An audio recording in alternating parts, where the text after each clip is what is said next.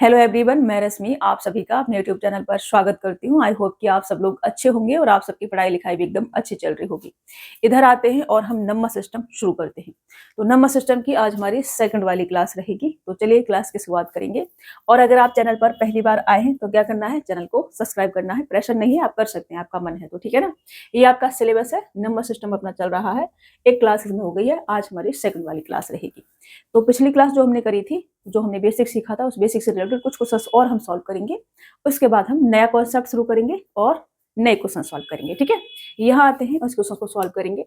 हमसे कहा जा रहा है कि ये जो संख्या दे रखी है, ये संख्या क्या है, एक पूर्णांक संख्या है, प्राकृतिक संख्या है, परिमेय संख्या है या फिर अपरिमेय संख्या है, ये हमसे पूछा जा रहा है। तो मैंने आपको सारी संख्याएं आपको बता रखी है, लिखवा रखी है, फिर भी एक बार मैं बताऊंगी।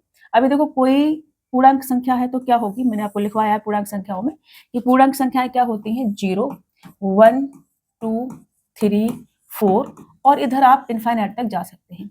इधर आप माइनस का 1, माइनस का 2, माइनस का 3, माइनस का 4 और इधर भी आप माइनस के इनफाइनाइट तक जा सकते हैं। ये क्या होती है, पूर्णांक संख्या होती है, मतलब इंटीजर्स नंबर हमारे होते हैं। तो ये संख्या तो नहीं होगी ये, ठीक है ना। तो ये अपना ऑप्शन चला गया। एक प्राकृतिक संख्या क्या होती है, 0 हटा दिया जाए, प्लस की संख्या ले ली जाए, सब प्राकृतिक संख्या होती है यहाँ से। तो यहाँ से हम लिख सकते हैं प्राकृतिक संख्या 1, 2, 3, 4, 5 और इनफाइनाइट तक चले जाओ, ये हमारे नेचुरल नंबर होते हैं। होल नंबर क्या होते हैं, 0 इंक्लूड कर दो तो हमारे होल नंबर आ जाते हैं। नेगेटिव इंटीजर्स क्या होते हैं, 0 से इधर वाली संख्या ले लो, नेगेटिव इंटीजर्स हो जाते हैं, ठीक है। कल वाली क्लास में मैंने सारी चीजें आपको समझाई है। एक परिमेय संख्या क्या होती है, परिमेय संख्या p/q के फॉर्म में जिसे लिखा जा सके। तो उसे p/q के फॉर्म में नहीं लिखा जा सकता, तो ये भी ऑप्शन गया, ये भी ऑप्शन गया। बचा क्या, एक अपरिमेय संख्या। तो जिसको p/q के फॉर्म में नहीं लिखा जा सकता वो क्या होगी, अपरिमेय संख्या होगी। तो ऑप्शन डी हमारा राइट आंसर हो जाएगा, परिमेय संख्या जिसे p/q के फॉर्म में लिखा जा सके, ठीक है। समझ गए, मैंने पिछली क्लास में सारी चीजें बहुत डिटेल में समझाई हैं। आप पिछली क्लास देखेंगे, उसके बाद आज की क्लास देखेंगे तो आपको चीजें समझ में आएंगी अच्छे से। आगे बढ़ते हैं, नेक्स्ट क्वेश्चन लेते हैं। ये हमसे कहा जा रहा है कि 0.23 के ऊपर बार एक क्या है, मतलब कि एक अपरिमेय संख्या है, परिमेय संख्या है, अभाज्य संख्या है या भाज्य संख्या है। तो सबसे पहले से सॉल्व करेंगे। अभी देखो ये क्वेश्चन आ गया है तो यहाँ पे सॉल्व करा रही हूँ। इस टाइप के क्वेश्चन हम अलग से भी सॉल्व करेंगे, ठीक है ना। तो 0.23 के ऊपर बार, इससे हम कैसे लिख सकते हैं, जितनी संख्या के ऊपर बार लगा होता है उतने हमें बटे में 9 लिखना पड़ता है, ठीक है ना। तो ये हमारा लगा हुआ है 0.23 के ऊपर बार, तो 23/9। इसको हमने किस में लिख दिया, p/q के फॉर्म में हमने इसे लिख दिया। हम इसे p/q के फॉर्म में लिख पाए हैं तो क्या होगी, ये एक परिमेय संख्या होगी, रेशनल नंबर होगा, ठीक है ना। तो परिमेय संख्या ऑप्शन बी क्या हो जाएगा, आपका राइट आंसर हो जाएगा। ये क्या होगी, हमारी परिमेय संख्या होगी, मतलब कि रेशनल नंबर होगा, ठीक है। चलिए आगे बढ़े। 3 + 2√5 एक कैसी संख्या है, परिमेय संख्या है, परिमेय संख्या है, मिश्र संख्या है या प्राकृतिक संख्या है। मैंने आपको इरेशनल नंबर में क्या लिखवाया है, मैंने आपको लिखवाया है कि इरेशनल नंबर में कौन सी संख्याएं आती हैं। एक संख्या तो वो जो हम p/q के फॉर्म में नहीं लिख सकते, ठीक है ना। ऐसी संख्याएं क्या होंगी, जैसे कि पहली वाली संख्या थी 1.23456743, कुछ भी आ जाए, रिपीट नहीं हो रहा है, ठीक है ना, रिपीट नहीं हो रही चीजें। अगर यही ऐसी होती 1.232323 तो हम इसे लिख सकते थे 1.23 के ऊपर बार। इसे हम फिर p/q के फॉर्म में लिख सकते हैं। तो ये हमारी रेशनल नंबर नहीं रहेगी, इरेशनल नंबर नहीं रहेगी, फिर ये हमारी रेशनल नंबर में आ जाएगी। ये परिमेय संख्या होगी और ये हमारी अपरिमेय संख्या होगी, समझ पा रहे हैं। ये संख्या क्या होगी, हमारी परिमेय संख्या होगी, मतलब कि रेशनल नंबर होगी, परिमेय संख्या। और ये वाली जो संख्या है ये क्या होगी, हमारी अपरिमेय संख्या होगी, अपरिमेय संख्या होगी। डिफरेंस कर पा रहे हैं आप, ठीक है। ये हमारी अपरिमेय संख्या होगी। इसे हम p/q के फॉर्म में लिख सकते हैं, इसे हम नहीं लिख सकते हैं। साथ में मैंने आपको ये भी लिखवाया था कि जितनी भी संख्याएं रूट के अंदर ऐसी हो जिनकी एग्जैक्ट वैल्यू बाहर ना निकलती हो, जैसे कि रूट के 2 हो गया, इसकी हम अप्रोक्सीमेट वैल्यू यूज करते हैं। रूट के 3 हो गया, रूट के 5 हो गया, रूट का 6 हो गया, रूट का 7 हो गया, रूट का 11 हो गया, रूट का 19 हो गया, रूट का 23 हो गया, कितनी भी संख्या ले लो, रूट का 21 हो गया, रूट का आपका 26 हो गया। ये सभी वो संख्या है जिनकी हम अप्रोक्सीमेट में वैल्यू यूज करते हैं, ठीक है। जैसे कि कोई भी परफेक्ट स्क्वायर नंबर नहीं बन रहा, जैसे कि रूट का 4 हो गया तो मैं 4 को क्या लिख सकती हूँ, 2 लिख सकती हूँ, तो ये क्या होगी, परिमेय संख्या होगी। रूट का 9 हो गया, मैं से क्या लिख सकती हूँ, 3 लिख सकती हूँ, ये परिमेय संख्या होगी। इसमें एग्जैक्ट वैल्यू बाहर निकाल सकते हैं रूट से। यहाँ से नहीं निकाल सकते, इनका जो हम वैल्यू यूज करते हैं ये अप्रोक्सीमेट में हमारी रहती है, ठीक है। तो रेशनल और इरेशनल में फर्क आपको पता चला। वैसे तो मैंने सारी चीजें आपको पहले क्लास में समझा रखी हैं, फिर भी मैं एक बार आपको समझा रही हूँ। तो परिमेय संख्या तो ये अपनी नहीं होगी क्योंकि रूट का 5 है, सॉल्व करेंगे तो रूट का 5 तो रहेगा ही अपना, ठीक है ना। तो अपना ये तो नहीं होगा, ऑप्शन चला गया। अपरिमेय संख्या होगी, अपरिमेय संख्या होगी ये, क्योंकि रूट का 5 है, रूट के 5 की वैल्यू हम अप्रोक्सीमेट में यूज करते हैं, रूट का 5 मैंने यहाँ पे लिखा हुआ है। मिश्र संख्या क्या होती है? Complex number. जितने भी ब्रह्मांड में संख्याएं होती हैं वो सभी किस में आती हैं? कॉम्प्लेक्स नंबर में आती है, मैंने आपको पहली क्लास में बता रखा है, ठीक है ना। सारी संख्याएं चाहे परिमेय हो गई, चाहे परिमेय हो गई, रियल नंबर आ गया, इमेज नंबर आ गया, सब कुछ किसके अंदर आएगा? अपना कॉम्प्लेक्स नंबर के अंदर आएगा। प्राकृतिक संख्या अभी समझाया था, 1 2 3 4 5 6 7 और इनफाइनाइट तक चले जाओ, नेचुरल नंबर आपके होते हैं, ठीक है। चलिए आगे बढ़े। रूट का 3 प्लस रूट का 11 का होल स्क्वायर एक कैसी संख्या होगी? प्राकृतिक संख्या होगी, पूर्ण संख्या होगी, अपरिमेय संख्या होगी, अपरिमेय संख्या होगी। अभी भी मैंने समझाया आपको। रूट का 3 और रूट का 11 किस में आता है? आपका अपरिमेय संख्याओं में आता है। स्क्वायर भी करेंगे तो इसका स्क्वायर करेंगे 3, इसका स्क्वायर करेंगे 11, 14 प्लस का 2 रूट का 3 बनेगा फिर भी हमारा। तो रूट का 3 और रूट का 11 हमारा रहेगा ही रहेगा। जैसे इसका स्क्वायर भी करते हैं हम तो ये क्या आ जाएगा? ए स्क्वायर मतलब 3, बी स्क्वायर मतलब 11 प्लस का 2ab, 2 रूट का 3 इंटू रूट का 11। तो रूट का 3 और रूट का 11 हमारे पास रहा या नहीं रहा है, तो फिर ये क्या होगी? ये होगी इरेशनल नंबर। क्या होगी? ये होगी इरेशनल नंबर, ठीक है ना, इरेशनल नंबर। तो इरेशनल नंबर ऑप्शन अपरिमेय संख्या, ऑप्शन सी आपका राइट आंसर हो जाएगा। समझ पा रहे हो ना? परिमेय संख्या अपरिमेय संख्या में डिफरेंस मैंने बता दिया। प्राकृतिक संख्याएं 1 2 3 4 5 इनफाइनाइट चले जाओ, पूर्ण संख्याएं 0 लगा देंगे तो 0 1 2 3 4 5 और इनफाइनाइट चले जाओ, ठीक है। चलिए आगे बढ़े। ये हमसे कहा जा रहा है कि ये संख्या कैसी संख्या है? परिमेय संख्या है, प्राकृतिक संख्या है, पूर्णांक है या अपरिमेय संख्या है? तो देखो इसको सॉल्व करेंगे। इसको सॉल्व करने के बाद जो संख्या हमें प्राप्त होगी, अगर पी बट्टे क्यू के फॉर्म में लिख सकते होंगे तो परिमेय, नहीं लिख सकते होंगे तो अपरिमेय। देखेंगे क्या आ जाएगा हमारे पास, ठीक है। तो यहाँ से मैं 3 रूट का 5 है मेरे पास, 3 रूट का 5 इसको सॉल्व करेंगे तो 25 पंजे 125 है, 25 का रूट के बाहर कितना आ जाएगा? 5, तो प्लस के 5 रूट के 5 लिख सकते हैं अपॉन में 16 पंजो 80, 16 का मतलब 4 आ जाएगा बाहर, तो 4 रूट का 5 लिख सकते हैं प्लस का 6 रूट का 5 है ये हमारे पास। ये कितना आ गया हमारे पास? 8 रूट का 5 बटे में 6 और 4 10 रूट का 5। रूट के 5 से रूट का 5 गया और हम इसे क्या लिख सकते हैं? 4 बट्टे 5। इसे किसकी फॉर्म में लिख दिया हमने? पी बट्टे क्यू की फॉर्म में लिख दिया है। तो ये क्या होगी? हमारी एक परिमेय संख्या होगी। परिमेय संख्या मतलब कि रेशनल नंबर। तो ऑप्शन ए आपका राइट आंसर हो जाएगा। इस संख्या को हमने सॉल्व करा और हम इसे पी बट्टे क्यू के फॉर्म में लिखवा रहे हैं। इसका मतलब है कि संख्या कैसी होगी? रेशनल नंबर होगी, ठीक है। चलिए आगे बढ़ते हैं और शुरू करेंगे अपना। अच्छा अभी तो और क्वेश्चन बचा है, नेक्स्ट कॉन्सेप्ट शुरू करेंगे।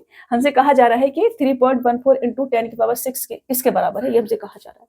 बहुत आसान सा क्वेश्चन देखो, 3.14 इंटू 10 की पावर 6 मतलब कि 1 2 3 4 5 6 0, ठीक है, ऐसे लिखा होगा। अब देखो दो संख्याओं के बाद एक संख्या के बाद पॉइंट लगा हुआ है, ठीक है। पॉइंट के बाद दो संख्या है तो पॉइंट हटाएंगे और 2 0 चले जाएंगे। इसको 3 1 4 और अपना 4 0 ये हमारे पास बचेगा और ये आपका क्या हो जाएगा? आंसर। पॉइंट के बाद जितनी भी संख्याएं दे रखी हैं उतना हमारा 0 चला जाता है, ठीक है, अगर हमें पॉइंट हटाना है तो ऑप्शन सी आपका, ऑप्शन बी आपका क्या हो जाएगा? राइट आंसर हो जाएगा। जैसे कि मैंने लिख दिया, वैसे इतना तो आपको पता ही होगा अगर मैं यहाँ पे 1 2 3 लिख देती तो पॉइंट के बाद हमारी 3 संख्याएं। अब मुझे पॉइंट अगर हटाना है तो मेरे पास कितना होना चाहिए था? 1000 और होना चाहिए था। तो 1000 3 0 कटेंगे, पॉइंट हटेगा तो 3 1 2 3 ये हमारे पास संख्या प्राप्त हो जाएगी। समझ रहे हो? चलो ऐसे नहीं करना चाहते हैं तो इसको आप पॉइंट हटा के ऐसे भी कर सकते हैं। नीचे आप क्या लिख सकते हैं? नीचे आप लिख सकते हैं 1000 और फिर 1000 से 1000 कटेगा और आपके पास आंसर आ जाएगा 3 1 2 3, ठीक है, ऐसे कर सकते हैं। मैं समझा रही हूँ आपको एग्जाम्पल के लिए। वैसे इतना तो आपको पता ही होगा, इतना ज्यादा बेसिक में नहीं जाएंगे, ठीक है ना। चलिए अभी हम शुरू करेंगे डिविजिबिलिटी रूल, ठीक है। अभी जो मैंने क्वेश्चन सॉल्व कराए हैं वो क्वेश्चन थे जो हमने पिछली क्लास में सीखा था। उससे रिलेटेड कुछ क्वेश्चन मेरे को और मिले थे, मुझे लगा ये कराने चाहिए तो मैंने आज करा दिए, ठीक है ना। शुरू में ही करा दिए थे क्योंकि वो कॉन्सेप्ट हमने सीखा था उसी से रिलेटेड थे।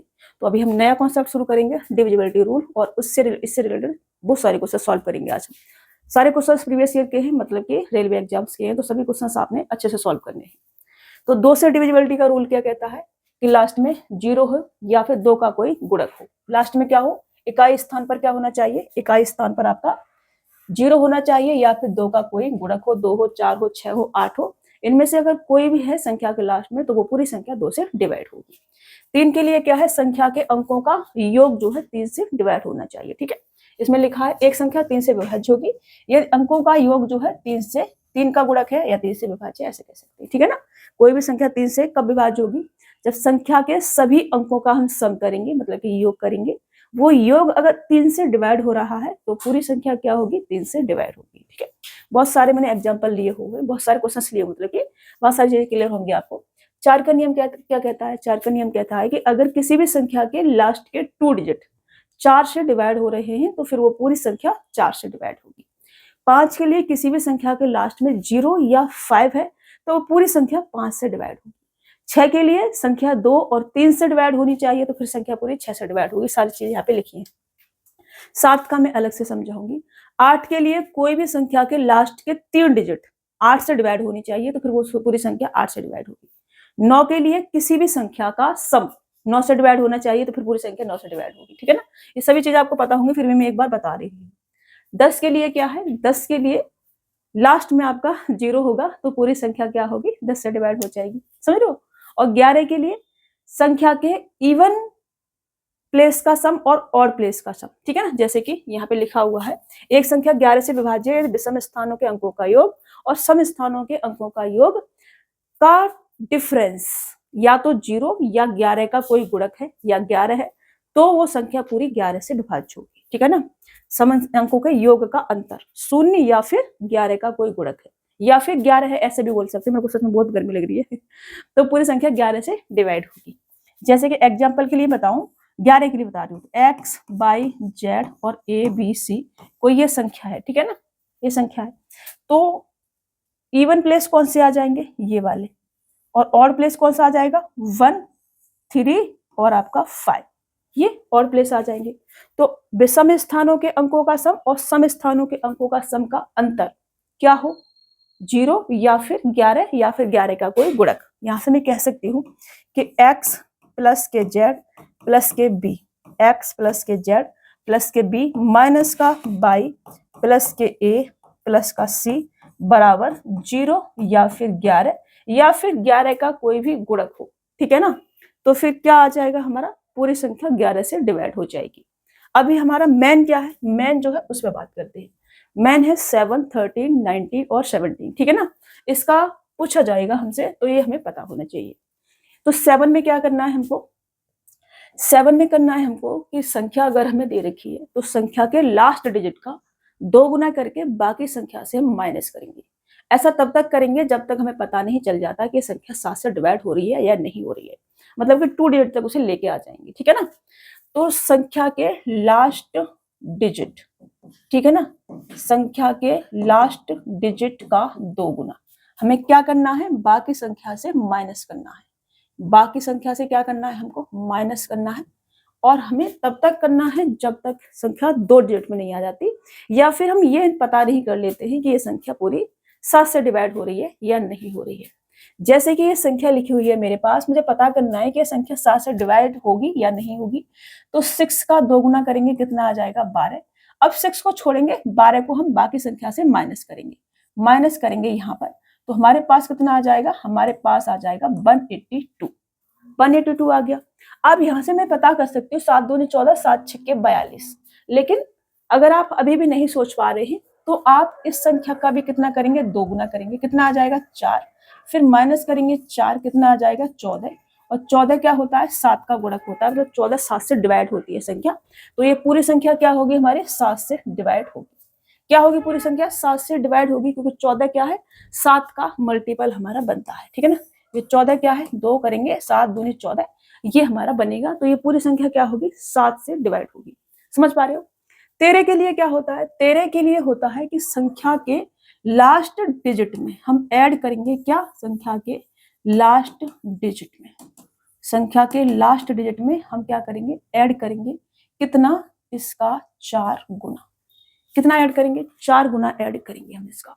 तो ये जो मेरे पास संख्या दे रखी है, 1 का 4 गुना 4 आ जाएगा। ठीक है ना, अब एक को हमें छोड़ना है और यहाँ पर हमें 4 ऐड करना है, तो ये 8 9 5 आ जाएगा। ठीक है, अभी मेरे को इसका भी 4 गुना करना है, तो 8 चौक 32 आ जाएगा। अब मेरे को इसे छोड़ना है और यहाँ पर मुझे 32 ऐड करना है, तो 9 2 11 कैरी लेंगे, 1 आ जाएगा, 8 और 1 9 और 13 सत्ते 91 होता है। ये संख्या पूरी क्या होगी आपकी, डिवाइड होगी किससे, 13 से। तो ये संख्या पूरी किससे डिवाइड होगी आपकी, 13 से डिवाइड होगी। आप समझ पा रहे हैं मैं आपको क्या समझा रही हूँ। अगर मैं 17 की बात करूं तो 17 में क्या करना पड़ता है, 17 में हमें माइनस करना पड़ता है, कितना, लास्ट डिजिट, लास्ट डिजिट का कितने गुना, 5 गुना। ठीक है ना, क्या करना पड़ता है, हमें माइनस करना पड़ता है। तो जैसे कि ये संख्या है 4 का 5 गुना कितना आ जाएगा, 20 आ जाएगा। 4 को छोड़ेंगे और यहाँ से हम 20 माइनस करेंगे, कितना आ जाएगा हमारे पास, 4 और ये 8 और ये 7। फिर इस 4 का 20 गुना, 5, इस 4 का 5 गुना, 5 चौक 20, 20 गुना नहीं 5 गुना। फिर इसमें से हम 20 क्या करेंगे, माइनस करेंगे, हमारे पास कितना आ जाएगा, 8 और ये 5। अब ये गलत कर दिया क्या मैंने, कुछ गलत कर दिया, हाँ गलत, 8 आएगा ना यहाँ पे, मैं गलत कर दिया है ना, इसको हम 8 लिखेंगे। ये हमारे हाथ है ना, कुछ भी कर देते हैं, हाथ नहीं, कभी कभी दिमाग भी हमारा हाथों को जो है ना गलत इंस्ट्रक्शन दे देता है, तो हाथ हमारे उल्टा पुल्टा लिख देते हैं। तो अभी यहाँ पे हम लिखेंगे 8, यहाँ पे 8 बचेगा। ठीक है ना, तो अभी मैं इसमें से माइनस करूंगी कितना, 20 अगर मैं माइनस कर दूं तो मेरे पास कितना आ जाएगा, 8 और 6 ये बचेगा। तो 17 चौका कितना होता है, 68। ठीक है, तो 17 चौका 68, 17 का 17, 17 34 और 17 51 और 17 चौका 68 और 17 पंजो 85। ठीक है, तो ये आपका कितना आ जाएगा, 68 आ जाएगा। 17 का 4 गुना करोगे तो आपको कितना मिलेगा, 68 मिलेगा। ये संख्या पूरी क्या होगी, 17 से डिवाइड होगी। अगर मैं 19 की बात करूं, 19 के लिए क्या रूल लगेगा, तो 19 के लिए क्या करना है, 19 के लिए प्लस करना है लास्ट डिजिट का, लास्ट डिजिट का 2 गुना। हमें क्या करना है, प्लस करना है, प्लस का साइन लगा रही हूँ तो प्लस, माइनस का लगा रही हूँ तो माइनस। तो ये जो संख्या है मैं इधर ले लेती हूँ, इधर। ठीक है ना, यहाँ पर क्या है, स्पेस कम है तो हम इधर ले लेते हैं, 7 इसको हटा देते हैं और मेरे पास संख्या है 7 3 5 3। मुझे चेक करनी है कि ये संख्या जो है 19 से डिवाइड होगी या नहीं होगी, मुझे ये चेक करना है। तो मैंने कहा कि लास्ट डिजिट का 2 गुना ऐड करते हुए चलना है, तो इसका 2 गुना अगर मैं ऐड करूंगी तो कितना आ जाएगा, 3 दूनी 6, इसका 2 गुना, इसको हटा देती हूँ, डायरेक्ट लिख लेती 6। ठीक है ना, इसका 2 गुना कितना आ जाएगा, 6 आ जाएगा। अब इसे छोड़ना है और 6 हमें यहाँ पे ऐड करना है, तो 11 और 4 और ये आपका 7। फिर इसका हमें कितना लेना है, 2 गुना लेना है, तो 2 आ जाएगा। तो 2 इससे छोड़ना है, यहाँ पर हमें ऐड करना है, ऐड करते हुए चलना है, ऐड है तो ऐड। ठीक है ना, तो 6 और ये आपका 7, तो ये क्या होता है, 19 चौक 76 होता है। तो ये संख्या क्या होगी, पूरी 19 से डिवाइड होगी, 19 चौका 76। ठीक है, तो संख्या पूरी क्या होगी आपकी, 19 से डिवाइड होगी। ये अभी समझ में आया, ये पूछा जाएगा बीच में, या तो आप डिवाइड करके देख सकते हैं या फिर आप ऐसे भी चेक कर सकते हैं। ठीक है, चलो टेबल आपको पूरा 25 तक याद होनी चाहिए, अगर याद नहीं है तो आज से ही कर लेना। अभी मैं क्वेश्चंस लूंगी और आपको बीच बीच में एक्स्ट्रा चीजें हैं वो भी समझाते हुए चलूंगी। तो मेरे से कहा जा रहा है कि 41 की पावर 43 प्लस 43 की पावर 43 किससे विभाज्य है, ये हमसे कहा जा रहा है। तो अगर मेरे को a की पावर क्या ले लूं, x बाई ले लेती हूँ। अगर मेरे को x की पावर n दे रखी है, ठीक है ना, a b ही ले लेती हूँ, मेरा दिमाग है ना पता नहीं कहाँ कहाँ चलता है। a की पावर n प्लस b की पावर n दे रखी है। अगर मेरे को a की पावर n प्लस b की पावर n दे रखी है और n एक ऑड नंबर है, ठीक है ना, क्या है, n एक ऑड नंबर है। अगर n एक ऑड नंबर है तो ये संख्या a प्लस b से डिवाइड होगी। ये संख्या किससे होगी, a प्लस b से डिवाइड होगी। ठीक है ना, लिख लेना इसको। अगर a की पावर n माइनस b की पावर n, और इसमें आपको 2 चीज ध्यान रखनी है। n अगर ऑड नंबर है, ऑड नंबर, ठीक है ना, n अगर ऑड नंबर है तो ये संख्या a माइनस b से डिवाइड होगी, और अगर n एक इवन नंबर है, इवन नंबर, तो ये संख्या a माइनस b और a प्लस बी से भी डिवाइड होगी। ठीक है, ये आपको याद रखना है। अगर मैं ऐसे लिख दूं A B A B A B, ये संख्या किससे डिवाइड होगी? तो 1 0 1 से डिवाइड होगी। अगर मैं ए बी सी लिख दूं तो ये संख्या ऐसे आगे भी रिपीट चल रही हो, ए बी सी चल रही हो, तो ये संख्या 1 0 0 1 से डिवाइड होगी। अगर मैं लिख दूं ए बी सी डी और ऐसे आगे भी चले, यहां भी चल सकती है आगे, तो ये संख्या 1 0 0 0 1 से डिवाइड होगी। ठीक है, अगर A B C D E ले लेंगे तो 4 0 बीच में लगा देंगे। ठीक है, ऐसे आप याद रखेंगे। तो अभी मेरे पास क्या है? n मेरे पास और नंबर है, तो ये संख्या किससे डिवाइड होगी? ये संख्या डिवाइड होगी 41 प्लस के 43 बराबर 84 से। ये संख्या पूरी की पूरी क्या होगी? डिवाइड हो जाएगी। और ऑप्शन बी आपका क्या हो जाएगा? राइट आंसर हो जाएगा। समझ रहे हो ना? आगे बढ़े, नेक्स्ट क्वेश्चन ले देखो। यदि पी क्यू एक 2 अंकों वाली संख्या है तो पी क्यू माइनस के क्यू पी निम्नलिखित में से किससे पूर्णतया विभाज्य होगा? अगर मैं ए बी लिखूं और माइनस का बी ए कर दूं तो यह संख्या 9 से डिवाइड होगी। 9 से क्या होगी? डिवाइड होगी। अने बेटा, आपको जो हमने काम दिया करने के लिए वो करो ना, आप ये कौन सा खेल खेलते रहते हैं? पूरा हमें लर्न करके दो, पूरा हमें लिख के दो, ठीक है ना? नहीं तो 0 मार्क्स दे देंगे, हम आपको बता रहे हैं। करो अच्छे से। सॉरी, तो ए बी माइनस के बी ए बराबर किससे डिवाइड होगा? 9 से डिवाइड होगा। क्यों? क्योंकि मैं इसको क्या लिख सकती हूँ? इसको लिख सकती हूँ मैं tan a प्लस का b, इस संख्या को, और इस संख्या को मैं लिख सकती हूँ tan b प्लस का a। ठीक है, ये मैंने लिखा। अभी मेरे पास tan a प्लस का है, इधर से माइनस का आ जाएगा। मेरे पास प्लस का b है और इधर से माइनस का tan b आ जाएगा। ठीक है ना? इसको मैंने सॉल्व करा तो क्या आ गया? 9a और 9b माइनस का। 9 मैंने बाहर लिया तो a माइनस का b, ये आ गया मेरे पास। तो ये संख्या 9 से क्या होगी? डिवाइड होगी। 9 क्या है? इसका एक फैक्टर बन जाएगा। ठीक है ना? फैक्टर बन जाएगा। 9 क्या बन जाएगा? इसका एक फैक्टर बन जाएगा। कोई भी संख्या, जैसे कि मैंने ले लिया एग्जाम्पल के लिए, मैं कुछ भी ले लेती, ठीक है ना? मैंने एक संख्या ले ली 65 ले ली, उल्टा कर दूं तो कितनी आ जाएगी? 56 आ जाएगी। ठीक है, कितनी आ जाएगी? 56 आ जाएगी। कोई भी संख्या ले सकते हैं आप। इसमें से इसे क्या करें? माइनस करें तो 15 में से कितना जाएगा? 6 जाएगा, 9 आ जाएगा। और फिर आपका 5 में से 5 जाएगा, 0 आ जाएगा। ये संख्या किससे डिवाइड है? 9 से डिवाइड है। आप कोई भी संख्या ले सकते हैं, कोई भी संख्या ले सकते हैं। ऐसे ही अगर मैं ए बी एक संख्या लूं, ए बी एक संख्या लूं और इसे प्लस कर दूं, उल्टा करके बी ए करके प्लस कर दूं इसको, तो 11 से डिवाइड होगी। किससे डिवाइड होगी? 11 से डिवाइड होगी। ठीक है ना? 11 से डिवाइड होगी। 11 से डिवाइड क्यों होगी? क्योंकि इसको मैं tan a, अनय प्लीज दोबारा नहीं बोलेंगे हम आपको, tan a प्लस बी और ये tan b प्लस a। ठीक है, इसको हम क्या लिख सकते हैं? इसको हम लिख सकते हैं 11a प्लस का 11b, ये लिख सकते हैं। ठीक है, लिख सकते हैं या नहीं? आप कहोगे यस मैम लिख सकते हैं। अभी मैंने 11a प्लस 11b लिखा, इसको मैं क्या लिख सकती हूँ? 11 मैंने बाहर ले लिया तो a प्लस b। ठीक है ना? तो ये संख्या पूरी किससे डिवाइड होगी? 11 से डिवाइड होगी। कोई भी संख्या ले सकते हैं एग्जाम्पल के लिए। एग्जाम्पल के लिए मैंने ले लिया 98 ले लिया मैं। ठीक है, 98 उल्टा करेंगे इसका तो 89 आ जाएगा। उल्टा करेंगे तो 89 आ जाएगा। दोनों को हमें क्या करना है? ऐड करना है। जैसे यहाँ पे हमने डिफरेंस लिया था, यहाँ मुझे ऐड करना है। तो आपका कितना आ जाएगा? 17 और आपका ये आपका 18। ये आ गया। क्या ये संख्या 11 से डिवाइड है? यस। 11 से काटो इसको तो 11 एकन 11, पहले तो एक बार जाएगा, फिर उसके बाद 7 बचेगा, 11 से 77, तो ये आपका 17 बार चला जाएगा और ये आपका क्या हो जाएगा? आंसर। समझ रहे हो? ये क्या है? 11 इंटू 17 तो आपका 187 आएगा। 11 का मल्टीपल बहुत आसान होता है। वैसे इसका आंसर क्या होगा? अपना 9 होगा। आंसर टिक कर देती हूँ।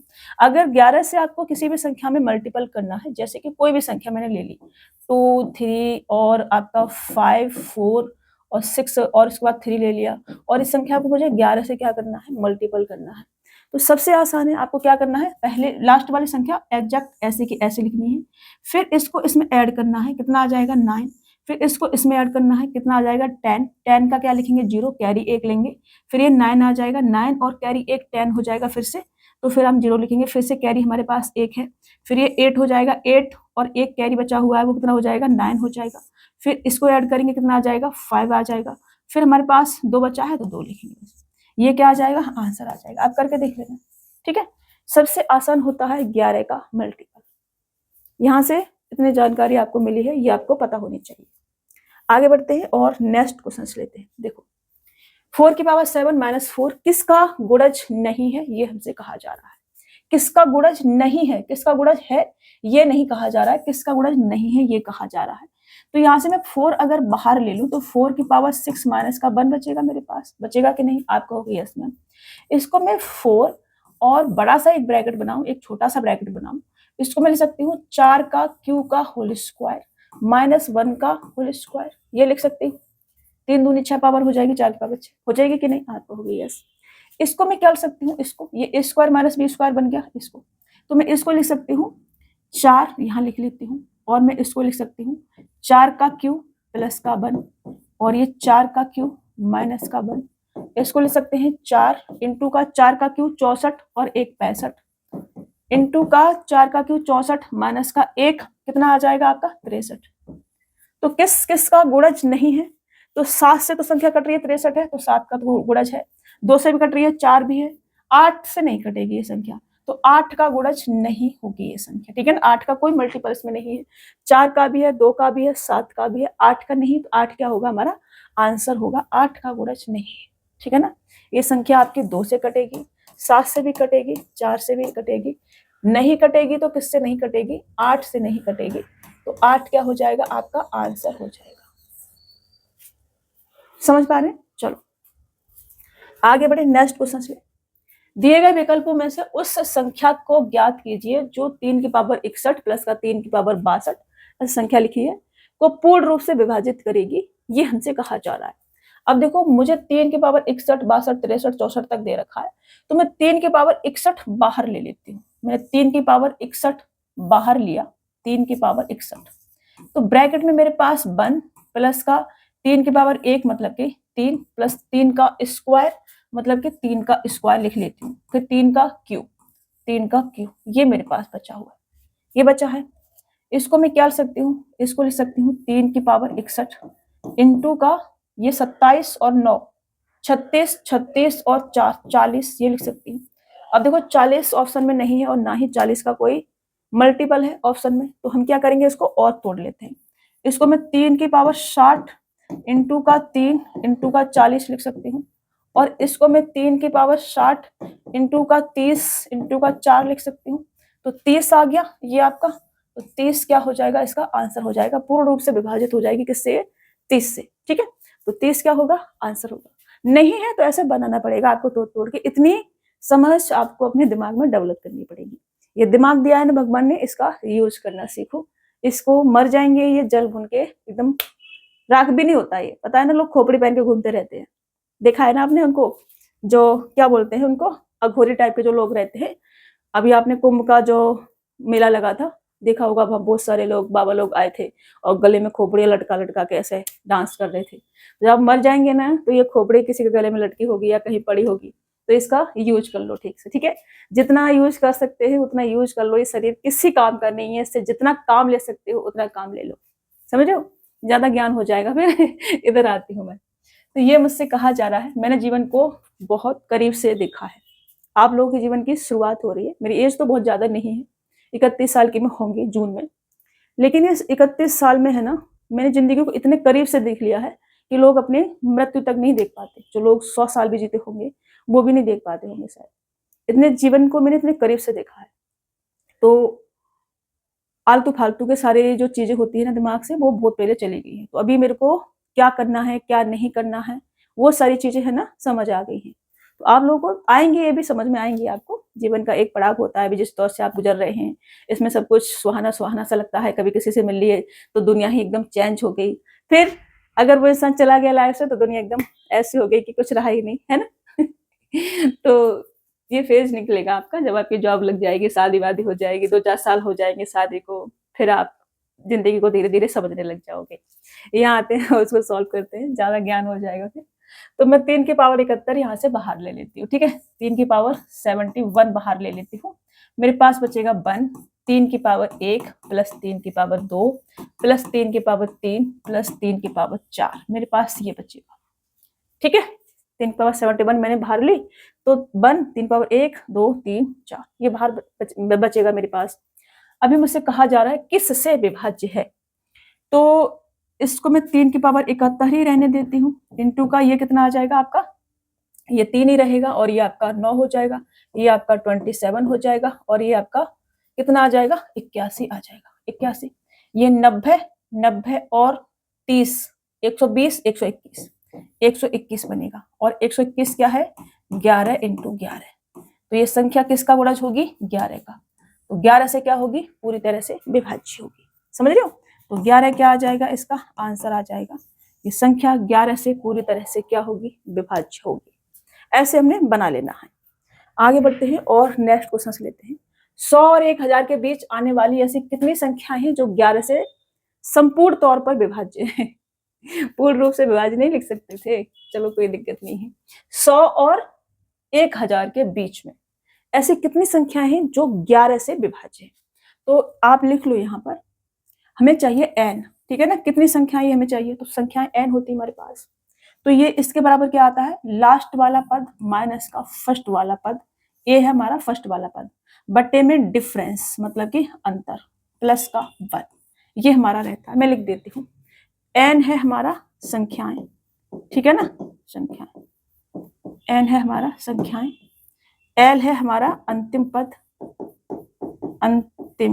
अंतिम पद, और a है हमारे पास पहला पद या फर्स्ट पद, पहला पद, और d है हमारे पास अंतर मतलब कि डिफरेंस, ठीक है। ये आपको पता होना चाहिए, अंतर। अब मैं इस क्वेश्चन को करती हूँ सॉल्व। तो 100 से लेकर के 1000 के बीच में मेरे से पूछा है 11 से विभाज्य। तो पहली संख्या कौन सी होगी, 110 होगी जो 11 से विभाज्य होगी, और लास्ट वाली संख्या क्या होगी जो 11 से विभाज्य होगी, वो होगी 990। 11 है इसलिए हम जल्दी से सोच पा रहे हैं, 11 99 होता है। वैसे नहीं सोच पाते तो हम 11 से डिवाइड करके इसको देखते फिर निकालते संख्या कौन सी होगी लास्ट वाली, ठीक है। तो मुझे चाहिए n बराबर कितना आ जाएगा, 990 माइनस का 110 बट्टे अंतर क्या है, 11 रहेगा, 11 से विभाज्य चाहिए तो प्लस का 1 केवल, ठीक है ना, प्लस का 1 बराबर ये कितना आ जाएगा, 880, 11 8 88 और 1 81, ये आपका आंसर आ जाएगा। 81 संख्याएं होंगी जो कि 11 से विभाज्य होंगी। ऑप्शन बी आपका राइट आंसर हो जाएगा। आगे बढ़े नेक्स्ट क्वेश्चन ले, चलो। 100 से 1000 के बीच ऐसी कितनी संख्याएं हैं जो 7 से पूर्णतः विभाज्य, ये हमसे कहा जा रहा है। 200 से, 100 नहीं है 200 है। कभी कभी मेरी आंखें है ना कुछ और पढ़ लेती है, सच में चेक करवाना पड़ेगा इनको ठीक से। तो मैंने कहा कि पहला पद लास्ट पद माइनस का पहला पद बट डिफरेंस प्लस का 1। पहली संख्या कौन सी होगी, 200 से 1000 तक मेरे को जाना, 1000 तक, 200 से 1000 तक जाना है और 7 से विभाज्य मेरे को संख्याएं चाहिए, ठीक है ना। तो पहली संख्या कौन सी होगी, पहली संख्या होगी मेरे पास 203, ठीक है ना। 7 दूनी 14 और 7 ने 63, दिमाग में था इसलिए जल्दी सोच पाई मैं। लास्ट जो संख्या होगी वो कौन सी होगी, वो होगी हमारे पास में 7 एकन 7, अगर मैं 9 तो आएगा ही, तो 7 एकन 7 और उसके बाद यहाँ पे 2 बचेगा, 7 चौक 28, उसके बाद हमारे पास 1 बचेगा और 7 दूनी 14 का मतलब कि यहाँ 4 आ जाएगा। तो 1994 ये संख्या होगी, ठीक है ना। 7 एकन 7, 2 बचेगा, 7 चौक 28, फिर 7 दूनी 14, ये लास्ट वाली संख्या होगी, लास्ट ये वाली संख्या होगी हमारी जो 7 से विभाज्य होगी। तो n बराबर कितना आ जाएगा, n बराबर आ जाएगा 994 माइनस के 203 बट्टे 7 प्लस का 1, ये आ जाएगा, ठीक है ना। यहाँ से 4 में से 3 जाएगा, 1 बचेगा और फिर 9 और फिर 9 में से 2 जाएंगे तो 7 और बट्टे में 7 प्लस का 1 बराबर 7 से काटोगे 7 एकन 7, 7 एकन 7, 7 या 21 प्लस का 1 114, ये आपका क्या आ जाएगा, आंसर आ जाएगा। हमने इसको इससे काटा, 113 बार गया, प्लस का 1 था 114, ऑप्शन बी क्या हो जाएगा आपका राइट आंसर हो जाएगा। मैं एक एक चीज डिटेल में लिख रही हूँ, आपको ये सारी चीजें पता होनी चाहिए। आगे बढ़ते हैं और नेक्स्ट क्वेश्चन लेते हैं। यदि संख्या 6484 बाई 6 8 से विभाज्य है तो बाई का न्यूनतम मान ज्ञात करें, ये हमसे कहा जा रहा है। अब कोई भी संख्या अगर 8 से विभाज्य है तो क्या होगा, संख्या के लास्ट के 3 डिजिट 8 से विभाज्य होने चाहिए। तो ये जो 4/6 है ये संख्या 8 से डिवाइड होनी चाहिए और मुझसे कहा जा रहा है कि बाई का न्यूनतम मान क्या होगा। एक ऑप्शन में दे रखा है, एक ही रख के देख लो। तो मैंने यहाँ पे लिखा 4 और y की वैल्यू मैंने लिखी 1 और ये 6, ठीक है ना, जो मेरे को दे रखा है 6, तो मैंने यहाँ लिखा 6। अब इसे 8 से डिवाइड करके देखो, 8 5 40, 8 दूनी 16, संख्या पूरी डिवाइड हो रही है, मतलब कि y की वैल्यू क्या आ जाएगी, 1 आ जाएगी। ये क्या हो जाएगा आपका आंसर। अगर हम ऑप्शन पे नहीं जा रहे हैं तो अपने दिमाग से रख के देखेंगे, लेकिन मुझे पहले बोल दिया था कि न्यूनतम मान चाहिए तो मैं न्यूनतम ही पकड़ लिया मैंने। ऐसे ही आपने करना है, अपना दिमाग ज्यादा यूज नहीं करना है, उतना यूज करना है जितना क्वेश्चन बोल रहा है, ठीक है। ज्यादा यूज करोगे तो फिर ओवरफ्लो में बह जाओगे, कम यूज करोगे तो डाउन चले जाओगे। क्वेश्चंस को पढ़ के समझना है और क्वेश्चंस जो बोल रहा है वैसे क्वेश्चंस को सॉल्व करना है। ऑप्शन हमेशा दिमाग में होने ही चाहिए। क्वेश्चंस को पढ़ा तुरंत ऑप्शन दिमाग में आने चाहिए, फिर सॉल्व करेंगे क्वेश्चन को, ठीक है, उस हिसाब से करना है। चलो आगे बढ़ते हैं और नेक्स्ट क्वेश्चन लेते हैं। x का वह न्यूनतम मान ज्ञात कीजिए जिसके लिए संख्या 2 3 4 6 x 4 5 9 से पूर्णतया विभाज्य है। अब 9 से विभाज्य इसका मतलब है कि संख्या के अंकों का योग 9 से विभाज्य होना चाहिए। तो मेरे को दे रखा है 2 3 4 6 x और 4 5 और ये संख्या 9 से विभाज्य है, ऐसा मेरे से कहा जा रहा है। तो या तो संख्या के अंकों का सम करो फिर 9 से डिवाइड करके देखो, या फिर 9 9 के पेयर बना के काट दो। जैसे कि 4 और 5 कितना हो जाएगा 9, ये कट गया। 6 और 3 कितना हो जाएगा 9, ये कट गया। 4 और 2 कितना बचेगा 6, तो 6 प्लस x। अब मुझे 9 से इस संख्या को डिवाइड करना है तो x की वैल्यू क्या रखनी पड़ेगी, 3 रख लेते हैं, ठीक है ना। मुझसे कहा जा रहा है x का वह न्यूनतम मान, कम से कम मान मुझे चाहिए x का, कम से कम चाहिए तो 3 रख लेते हैं, 3 के अलावा और कुछ रख नहीं सकते क्योंकि 9 तो मेरे को बनाना ही है, ठीक है ना। तो ये संख्या अगर मैं x की वैल्यू कितनी लेती हूँ 3 लेती हूँ तो सम कितना आ जाएगा 9 और 9 से डिवाइड होगी। तो मैं यहाँ से कह सकती हूँ कि x बराबर कितना आ जाएगा, हमारे पास 3 आ जाएगा और ये आपका आंसर हो जाएगा ऑप्शन बी वाला। समझ पा रहे हैं, 9 9 के पेयर बना के काट दो, या तो आप सम कर लो या फिर 9 9 का पेयर बना के काट दो, एक ही बात है। चलिए ये 7 अंकों की संख्या 504x 5/3 11 से विभाज्य है तो x और y के योग का कोई एक मान क्या होगा, ये हमसे कहा जा रहा है। तो 11 के रूल में मैंने आपको ये लिखवाया है कि अगर कोई संख्या 11 से डिवाइड है तो सम स्थानों के अंकों का योग और विषम स्थानों के अंकों का योग का अंतर या तो 0 हो या फिर 11 का कोई गुणज हो या फिर 11 हो, ठीक है। वो पूरी संख्या क्या होगी 11 से डिवाइड होगी। तो पहले ऑड स्थान ले लेते हैं, ठीक है ना, ऑड प्लेस का सम करते हैं। तो 9 और 8 कितना होगा आपका 17 होगा। तो 17 माइनस का ये वाले प्लेसेस ले लेते हैं इवन वाले, तो मेरे पास x प्लस y ही बचेगा। तो माइनस का x प्लस y ये बराबर 0 या फिर 11 का कोई गुणज। अब मुझे एक मान कोई बताना है तो मैं 0 ले लिया, x प्लस y इधर जाएगा तो मेरे पास x प्लस y बराबर कितना आ जाएगा 17। ये क्या हो जाएगा हमारा आंसर आ जाएगा, समझ रहे हो, ये हमारा आंसर आ जाएगा। ऑप्शन सी क्या होगा हमारा आंसर आ जाएगा। या फिर 11 का कोई गुणज अगर हम 11 रखते हैं तो ऑप्शन में ऐसा है नहीं, अगर 11 रखेंगे तो फिर हमारा x प्लस y बराबर कितना आ जाएगा 17 माइनस का 11 बराबर 6 आ जाएगा।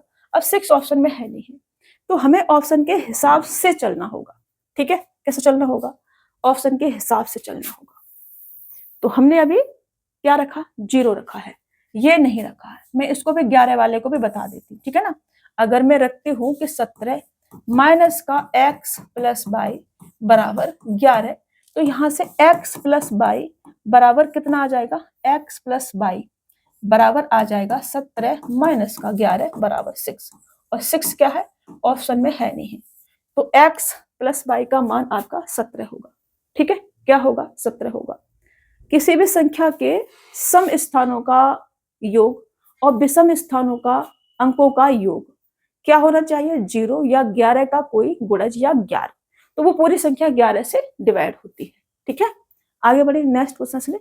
तो ये भी ठीक है, अगर x प्लस वाई बराबर हम 6 लिखें तो ये भी हमारा ठीक है, क्योंकि हम क्या करेंगे, 17 में से अगर हम 6 माइनस करेंगे तो हमारे पास 11 आएगा, और 11 फिर 11 से डिवाइड होता है हमारा। समझ रहे हो, ऐसे भी लिख सकते हैं। डिपेंड करेगा कि ऑप्शन कैसे है, 2 ऑप्शन नहीं देगा, एग्जामिनर इतना बेवकूफ नहीं है कि बच्चों को कंफ्यूज तो करते हैं डाल के उल्टे पुल्टे क्वेश्चन, बट इतना भी बेवकूफ नहीं है 2 ऑप्शन सेम दे दे। ठीक है, ऐसा नहीं करेंगे। चलो, ये 8 अंकों की संख्या 3, 6 ये कोई संख्या है 88 से विभाज्य है, और 8 अंकों की संख्या ये भी है जो 9 से विभाज्य है। तो 3x प्लस का 2 बाई माइनस के z का अधिकतम मान ज्ञात करें, ये हमसे कहा जा रहा है। तो सबसे पहले मैं z पता कर लेती हूँ। मेरे को दे रखा है 4, देखो 9 के लिए 9 से विभाज्य है तो अंकों का योग 9 से विभाज्य होना चाहिए, यही से काट देते हैं तो 9 विभाज्य हो जाएगा एक, तो फिर 5 और 4 9 ये कट जाएगा, फिर आपका 3 और ये 5 और ये आपका 6 और ये आपका 8, तो z कितना आ जाएगा 1 आ जाएगा। 8 और 1 कितना होता है 9, 9 होने के लिए से क्या होना पड़ेगा 1 होना पड़ेगा।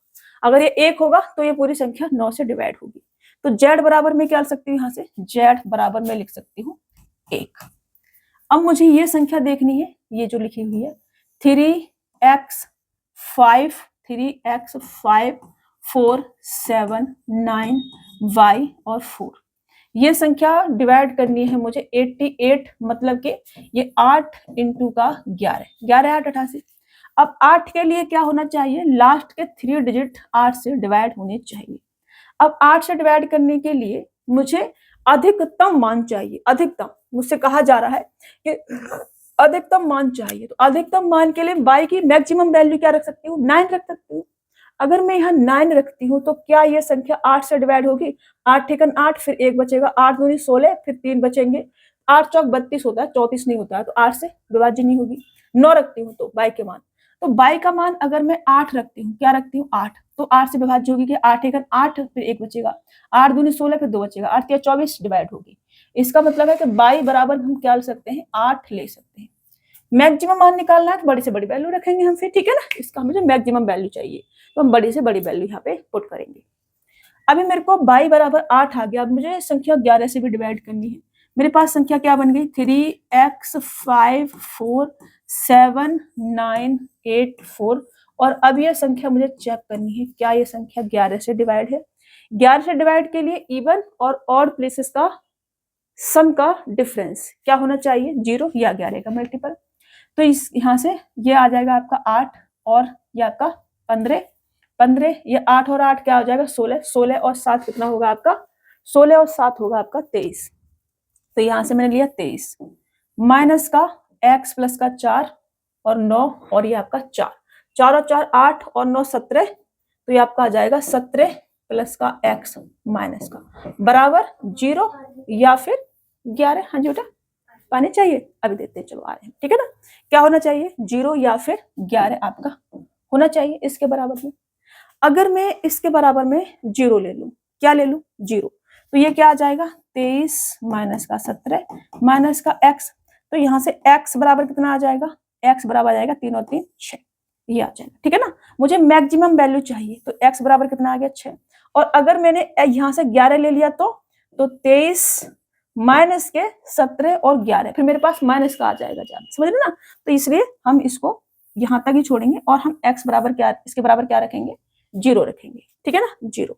हमने इसके बराबर क्या रखा 0 रखा, हमारे पास क्या आया 6 आया, तो यहाँ से मैं कह सकती हूँ कि x बराबर हमारे पास क्या आया है 6 आया है। और मुझसे क्या पूछा है, मुझसे पूछा है 3x प्लस का 2 बाई माइनस के z, ये कितना आ जाएगा 3x 6 18 प्लस का 2 बाई 8 दूनी 16 माइनस का z मतलब कि 1, तो ये आपका कितना हो जाएगा 20 30 34 माइनस का 1 33 आपका राइट आंसर होगा। 33 ऑप्शन ए क्या होगा आपका राइट आंसर हो जाएगा। आपको थोड़ा सा से ढंग से करना है, अगर आपका बेसिक बहुत अच्छा है तो आप यहीं पे सॉल्व करके इसे निकाल पाएंगे, अगर बेसिक अच्छा नहीं है तो फिर आपको थोड़ा सा सॉल्व करनी पड़ेंगी चीजें। अगर यहाँ पे कंफ्यूज हो रहे हैं तो यहाँ कंफ्यूज नहीं होना। वैसे हम डायरेक्ट भी कर सकते हैं कि 23 माइनस का 17 6 आ जाएगा। मैं यहाँ पे ऐसे क्यों लिख रही हूँ ताकि आपके दिमाग में 0 और ये भी रहे, कभी कभी आप नहीं सोच पाए तो फिर आप ऐसे वैल्यू रख के इसे निकाल सकते हैं, ठीक है। इसलिए मैं लिखते जा रही हूँ, दिमाग में भी रख सकते हैं, दिमाग से भी निकाल सकते हैं ऐसे, लेकिन कभी कभी दिमाग काम नहीं करता है तो ऐसे हमें रख के काम कर लें। एग्जाम हॉल में बहुत प्रेशर होता है तो हमें चीजें पता होनी चाहिए कि कैसे काम करती हैं, ठीक है। अभी 1 सेकंड रुकेंगे, मैं बाबू को पानी दे देती हूँ, चलो, ठीक है। नेक्स्ट क्वेश्चन लेते हैं और उससे सॉल्व करते हैं। निम्नलिखित में से कौन सी 3 अंकों की सबसे बड़ी संख्या है जो 13 से विभाज्य है, ये हमसे कहा जा रहा है।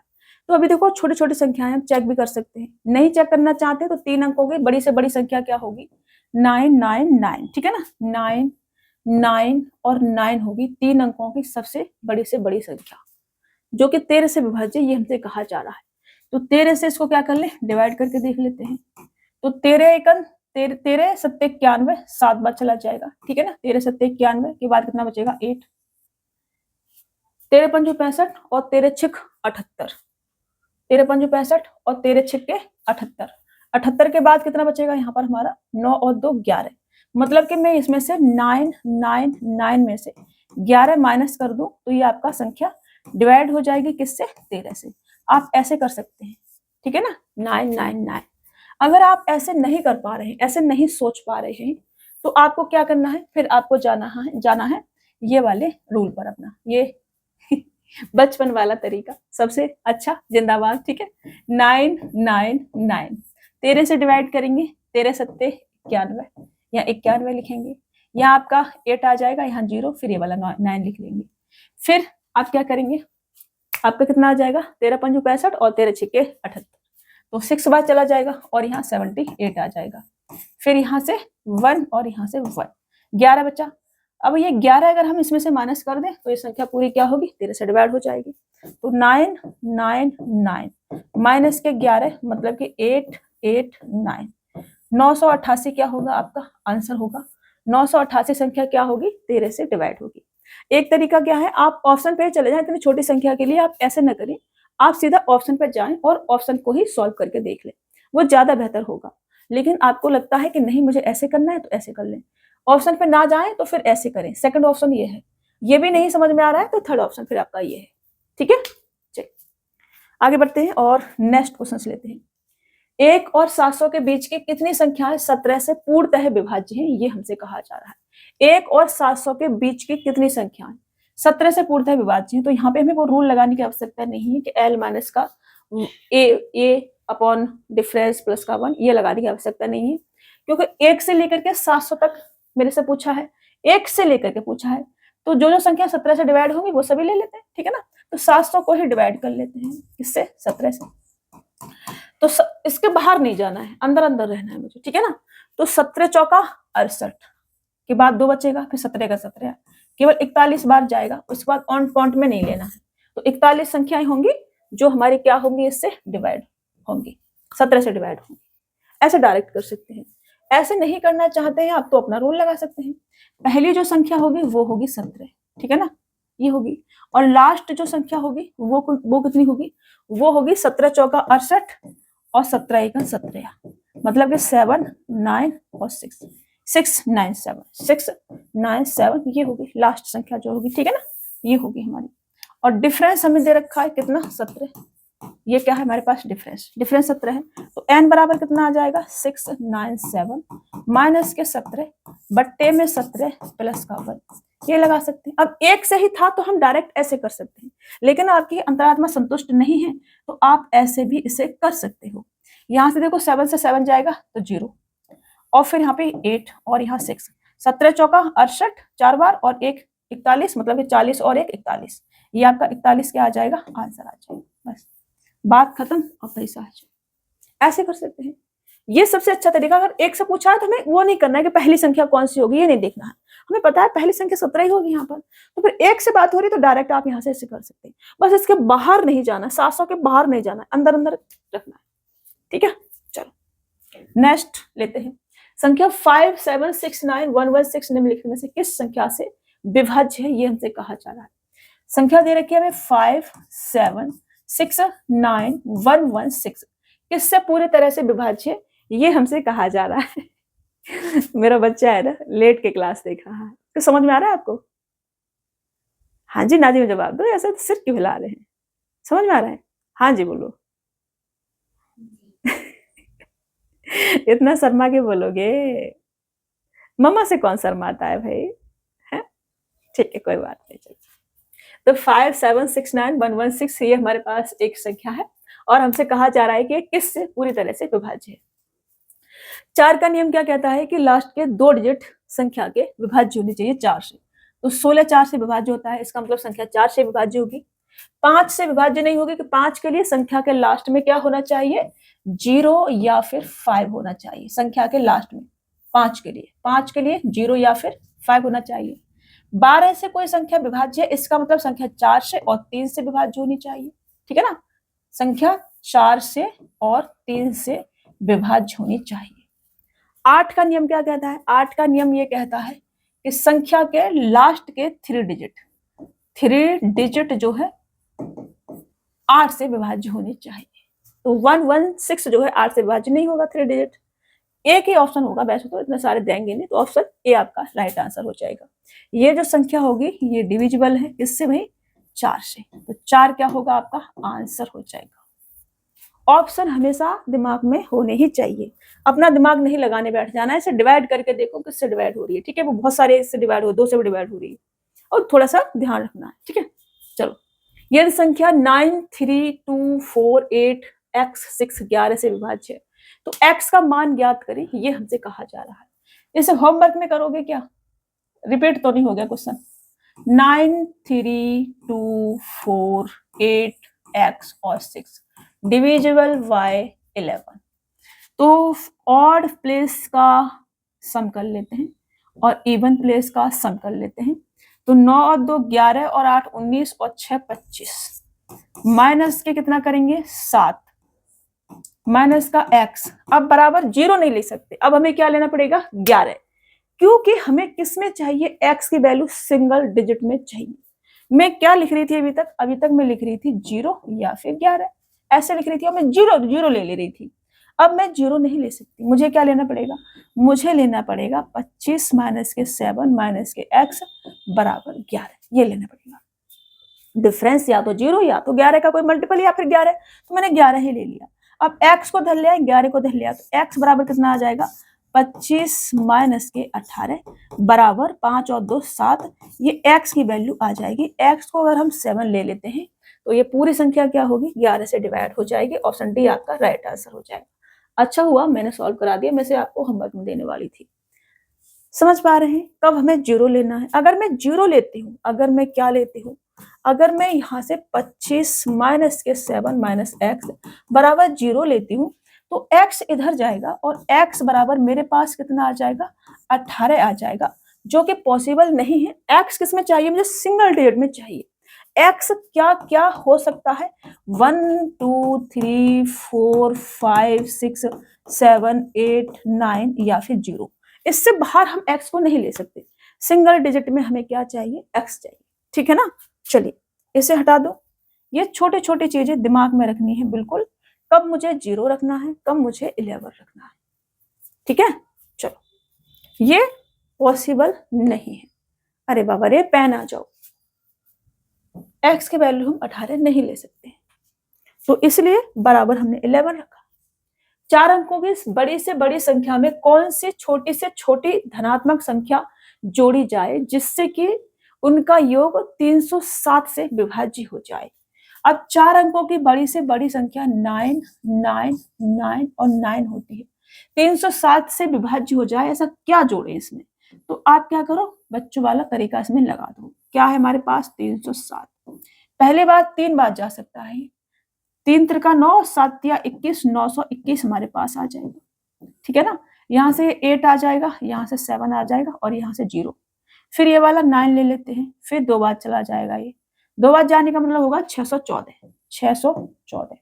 फिर माइनस करेंगे, यहाँ से माइनस करते चलेंगे, तो ये 5 आ जाएगा और ये आपका कितना आ जाएगा? ये आपका आ जाएगा 7 और ये आपका 1 आ जाएगा, 175। लेकिन मुझसे जोड़ी जाए, मुझसे कहा जा रहा है कौन सी छोटी से छोटी धनात्मक संख्या जोड़ी जाए जिससे कि उनका योग 307 से विभाज्य हो जाए। आप दूर रहेंगे बेटा। तो अगर मैं अगर घटाने की बात होती तो इसको इसमें से माइनस कर देती तो 360 से डिवाइड हो जाती। अब मेरे को करना है ऐड, तो मुझे इन दोनों का लेना पड़ेगा डिफरेंस।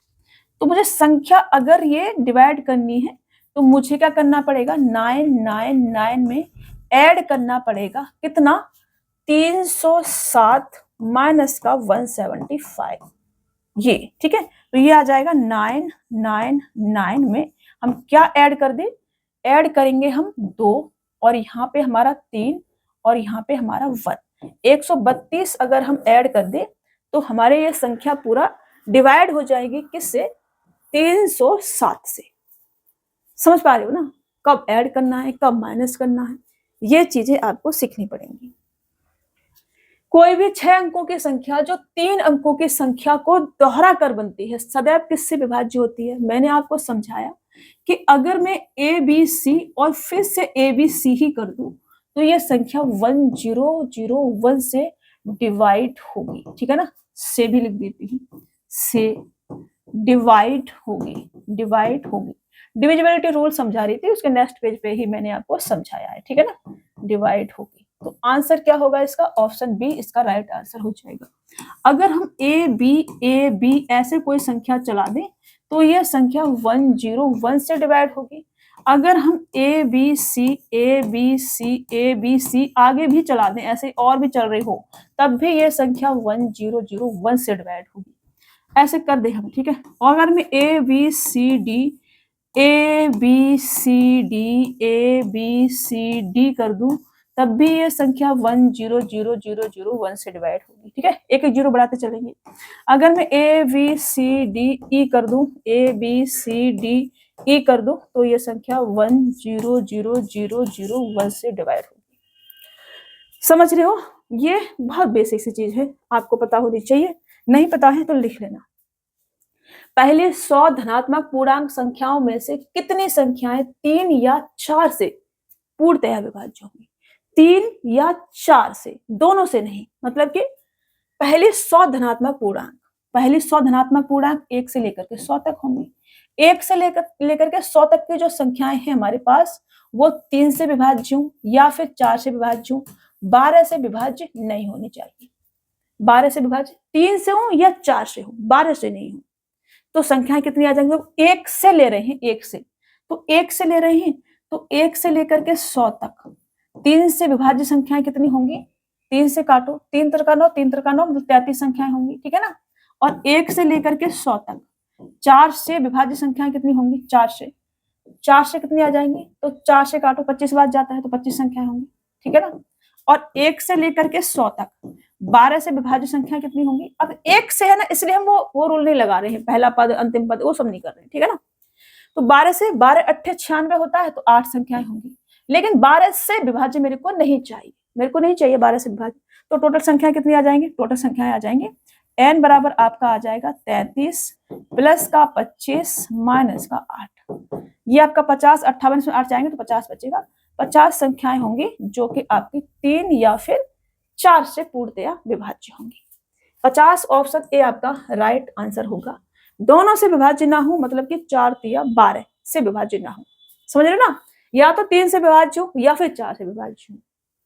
आगे बढ़े, नेक्स्ट क्वेश्चन, 250 से 1000 तक कितनी संख्याएं 5, 6 और 7 से पूर्णतः विभाज्य होंगी।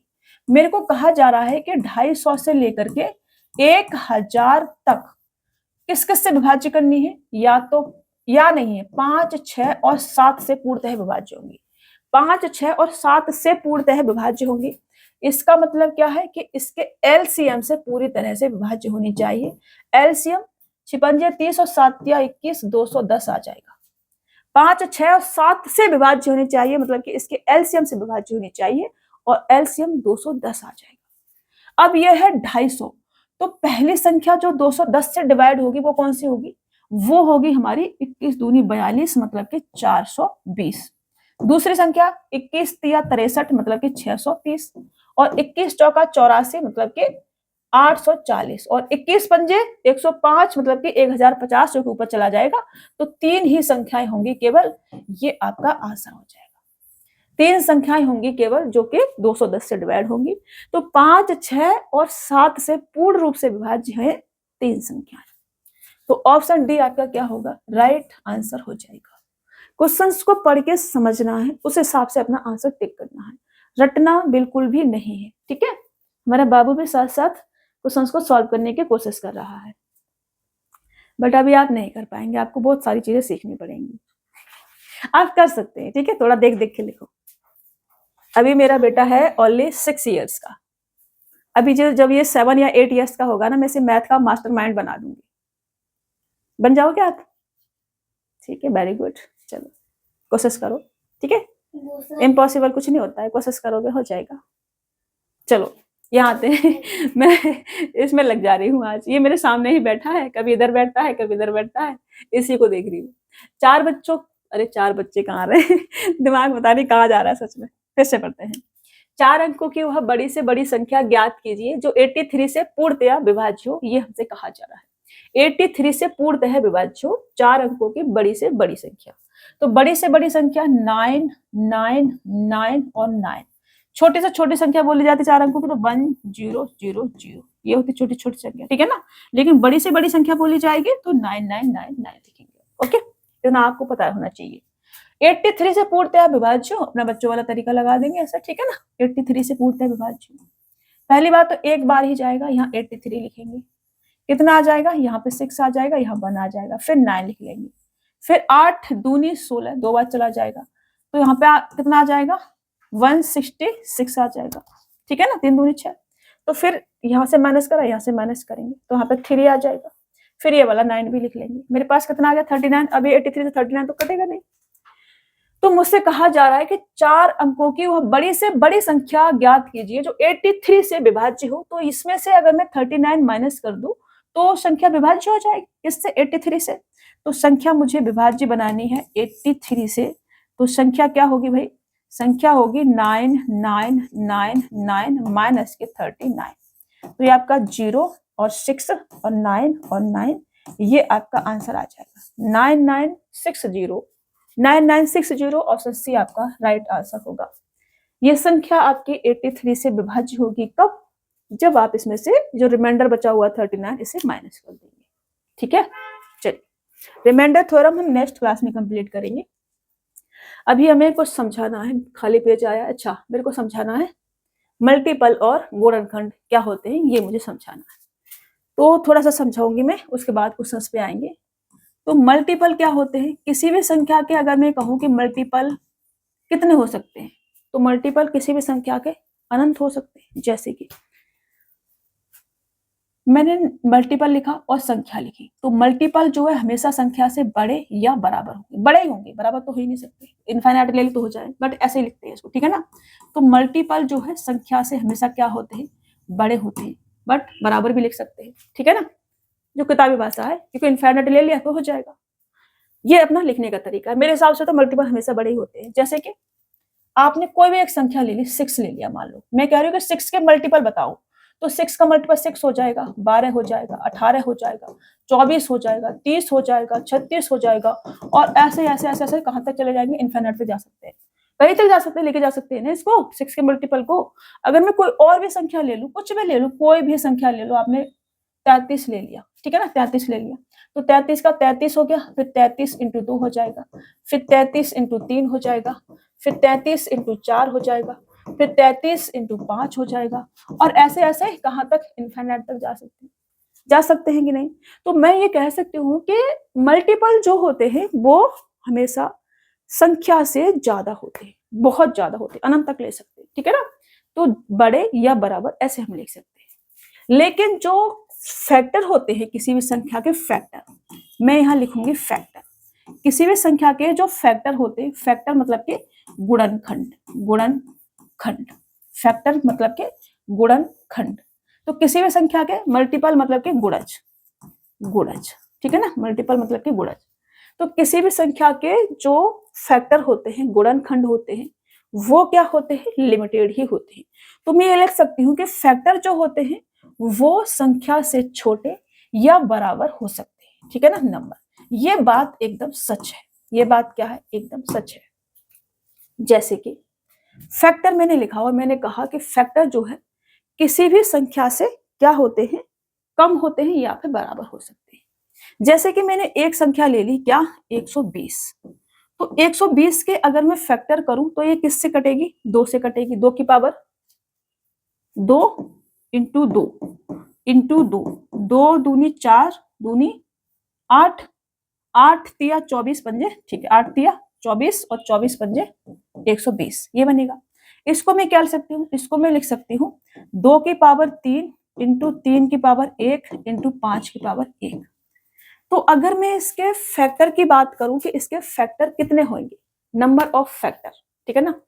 तो मुझसे अगर पूछा जाए कि इसके नंबर ऑफ फैक्टर कितने होंगे, तो नंबर ऑफ फैक्टर्स की निकालने के लिए फॉर्मूला टाइप का कुछ याद कर लो कि अगर मुझे ये दे रखा है कि a की पावर x इंटू बी की पावर y इंटू सी की पावर z, और ऐसे आगे भी दे रखा है, एक कंडीशन ये होनी चाहिए इसमें कि a जो है वो छोटा होना चाहिए b से, b जो है वो छोटा होना चाहिए c से, और c अगर d भी है तो d भी है तो, ठीक है ना, ऐसे होना चाहिए। अगर नहीं है तो कोई बात नहीं, ऐसे चल रहा है। और ये ABC क्या होना चाहिए, प्राइम नंबर होना चाहिए। ABC प्राइम होने चाहिए, ठीक है ना, प्राइम नंबर होने चाहिए। क्या होने चाहिए, प्राइम नंबर। ठीक से लिख दो थोड़ा सा, ABC जो है प्राइम नंबर होने चाहिए। ये प्राइम नंबर मतलब कि अभाज्य संख्या, प्राइम नंबर होने चाहिए। ठीक है, समझ में आ रहा है आपको। ये मैंने 2 लिया प्राइम नंबर, 3 लिया प्राइम नंबर, 5 लिया प्राइम नंबर। तो नंबर ऑफ फैक्टर्स क्या आ जाते हैं, नंबर ऑफ फैक्टर्स आ जाते हैं हमारे पास x प्लस का 1, y प्लस का 1 और z प्लस का 1। यहां से अगर मैं इवन फैक्टर्स की बात करूं, नंबर ऑफ इवन फैक्टर्स, ये भी आपसे पूछा जाएगा, number of even factors, number of even factors. तो नंबर ऑफ इवन फैक्टर्स क्या होंगे, नंबर ऑफ इवन फैक्टर्स के लिए x में हम कुछ भी ऐड नहीं करेंगे, x को x रहने देंगे, y प्लस 1 करेंगे और z प्लस 1 करेंगे। Number of odd factors, number of odd factors, ये भी आपसे पूछा जा सकता है। तो नंबर ऑफ ऑड फैक्टर्स कितने होंगे, नंबर ऑफ ऑड फैक्टर्स के लिए हम पहले वाले टर्म को गायब करेंगे, पूरा उसकी पावर को पूरा गायब करेंगे, और हमारे पास y प्लस का 1 और z प्लस का 1 ये हम लेंगे। ठीक है, अब मैं इसके फैक्टर्स बताती हूँ आपको। तो यहां से x प्लस का 1 करेंगे, मतलब कि 3 प्लस का 1 करेंगे तो 4, और 1 प्लस का 1 करेंगे 2, 1 प्लस का 1 करेंगे 2, तो 4 दूनी 8 दूनी 16, टोटल इसके 16 फैक्टर बनेंगे, किसके, 120 के। अगर मैं इवन फैक्टर्स की बात करूं तो 3, तो ये आ जाएगा अपने पास, ठीक है ना, 3 के साथ कुछ भी छेड़छाड़ नहीं करनी है, जैसा है वैसा ही रखना है। उसके बाद 1 प्लस का 1 तो 2 आ जाएगा, उसके बाद 1 प्लस का 1 2 आ जाएगा, 3 दूनी 6 दूनी 12। तो इसके इवन फैक्टर्स की बात करूं तो वो कितने आ जाएंगे, 12। और ऑड फैक्टर्स की बात करूं तो वैसे 4 बचेंगे, बट हम फॉर्मूले से करेंगे अभी। तो x हमने पूरा गायब कर दिया, y प्लस का 1 z प्लस का 1, तो ये हमारे पास 2 इंटू के 2 बराबर कितना आ जाएगा, 4। तो ये 16, ये कितना है 16, और ये कितना 16, ये इवन और ये ऑड फैक्टर हमारे पास आ गए। ये इतना पता चला आपको। अभी इसमें फैक्टर्स का योग भी पूछा जाएगा, वो मैं आपको क्वेश्चन में समझाऊंगी। ठीक है, चलो आगे बढ़े, क्वेश्चन शुरू करें। अभी आप देख सकते हो कि 16 इसके फैक्टर्स आएंगे कि नहीं, आप चेक कर सकते हो। इधर ले ली, मैंने लिखा 120, तो 120 जो है वो 1 से कटेगा, 2 से कटेगा, 3 से कटेगा, 4 से कटेगा, 5 से कटेगा, 6 से कटेगा, 7 से नहीं कटेगा, 8 से कटेगा, 8 से, फिर 9 से नहीं कटेगा, 10 से कटेगा, 11 से नहीं कटेगा, 12 से कटेगा, 13 14 15 से कटेगा, 15 से कटेगा, फिर ये 16 से नहीं कटेगा तो 20 से कटेगा, फिर सीधा 20 से, फिर 24 से कटेगा, फिर 25 से नहीं कटेगा, 30 से कटेगा, फिर आपका 40 से कटेगा सीधा 40 से, और फिर आपका 60 से कटेगा 60 से, और फिर आपका सीधा 120 से कटेगा। काउंट करो, 1 2 1 2 3 4 5 6 7 8 9 10 11 12 13 14 15 16, कितने फैक्टर आए इसके, 16। अब आप हर संख्या के ऐसे लिख लिख के नहीं निकाल सकते ना नंबर ऑफ फैक्टर, तो इसलिए आपको ये ट्रिक याद रखनी है। नंबर ऑफ फैक्टर्स कितने आ जाएंगे, 6 आपके, और 16 आपके आ जाएंगे। नंबर ऑफ इवन फैक्टर कितने आ जाएंगे, 12। नंबर ऑफ ऑड फैक्टर कितने आ जाएंगे, 4। अब इवन फैक्टर आप काउंट कर सकते हो उसमें, 2 1 2 3 अच्छा ऐसे नहीं काउंट कर सकते बाबा यहाँ से करना है, ठीक है, फॉर्मूले से निकालना, ठीक है। चलो क्योंकि वो मल्टीपल में ही बन रहा है ना, सारी चीजें में तोड़नी पड़ेंगी फिर। अभी मैं आगे बढ़ूंगी और क्वेश्चंस लेंगे, ठीक है, जगह नहीं है वहां पर, क्वेश्चंस में समझाऊंगी मैं आपको। मुझसे कहा जा रहा है 333 के कितने धनात्मक गुणनखंड हैं, ये हमसे कहा जा रहा है। 333 के कितने धनात्मक गुणनखंड हैं, ये हमसे कहा जा रहा है। तो हम क्या करेंगे, या तो इसको तोड़ो जैसे मैंने अभी तोड़ा, या फिर अगर आप नहीं कर पा रहे तो आप ऐसे तोड़ सकते हैं, इसको ऐसे तोड़ सकते हैं, ऐसे तोड़ सकते हैं। वैसे मैं डायरेक्ट करके बताऊंगी पहले, उसके बाद में इस वाले तरीके पे आऊंगी। तो मेरे को दे रखा है 333, मैं इसे क्या लिख सकती हूँ, मैं इसको लिख सकती हूँ 3, उसके बाद 111 बचेगा, उसको भी 3 से काटूंगी, और इसको 111 को 3 से काटूंगी तो 3 त्रिका 9, 7 पे 21, ये लिख सकती हूँ, ठीक है ना। इसको क्या लिख सकते हैं, इसको लिख सकते हैं हम 3 की पावर 2, इसको लिख सकते हैं हम 3 की पावर 2 इंटू 37 की पावर 1, ऐसे लिख सकते हैं। तो number of factors, number of factor धनात्मक पूछा जाए, नंबर ऑफ फैक्टर पूछा जाए, एक ही बात है। वो कितने आ जाएंगे, वो आ जाएंगे 2 प्लस का 1 और 1 प्लस का 1। तो 3 दूनी 6, ये आपका क्या हो जाएगा आंसर। 6 ऑप्शन सी क्या होगा, आंसर होगा आपका। अब आप ऐसे डायरेक्ट नहीं लिख पा रहे हैं तो यहाँ पे लिखेंगे 333, और फिर अगर 2 से कट रही होती संख्या तो हम सबसे पहले 2 से काटते, 3 पे नहीं चले जाते कुदरत के, पहले हमसे 2 से काटते, लेकिन कट नहीं रही है, 3 से कट रही तो 3 से ही काटेंगे। तो 3 से काटेंगे, 3 एकन 3, 3 एकन 3, 3 एकन 3, फिर से 3 से कट रही तो फिर से 3 से ही काटेंगे, 3 त्रिका 9 और 7 पे 21, अब ये 37 से ही कटेगी केवल, तो यहाँ पर 1, ठीक है। इसको हम क्या लिख सकते हैं, इसको लिख सकते हैं 3 की पावर 2 इंटू 37 की पावर 1। तो नंबर ऑफ फैक्टर क्या आ जाएंगे, नंबर ऑफ फैक्टर्स, जो चीजें पहले पेज पे समझाने में छूट गई हैं वो मैं इधर समझाते हुए चलूंगी।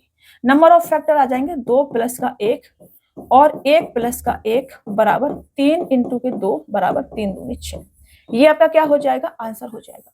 मैं एक एक स्टेप, अगर आपने स्टैंड हिला दिया ना बेटा, इतने डांट पड़ेगी ना आप पे।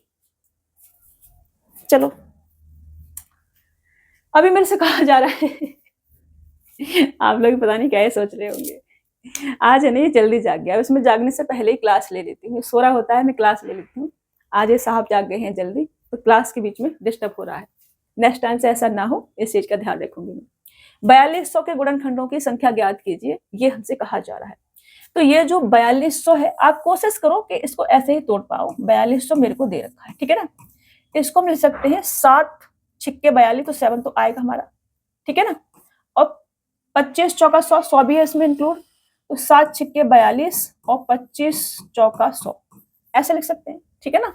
अब इसको हम और तोड़ सकते हैं, 7 इंटू का 5 की पावर 2, 7 की पावर 1 इंटू 5 की पावर 2, और ये क्या है 3 दूनी, तो 2 की पावर 3, 2 की पावर 3, 2 की पावर 3 और इंटू 3 की पावर 1, ऐसे लिख सकते हैं। लेकिन मुझे ऐसे नहीं लिखना है, इसे क्रम में लिखना है। क्या ए छोटा होना चाहिए बी से, बी छोटा होना चाहिए सी से, और सी छोटा होना चाहिए डी से, और सभी प्राइम नंबर होना चाहिए। प्राइम नंबर में तो मैंने तोड़ लिया, लेकिन क्रम से नहीं लिखा है। क्रम से लिखेंगे सबसे पहले 2 आएगा, 2 की पावर 3 इंटू का 3 की पावर 1 इंटू का 5 की पावर 2 इंटू का 7 की पावर 1।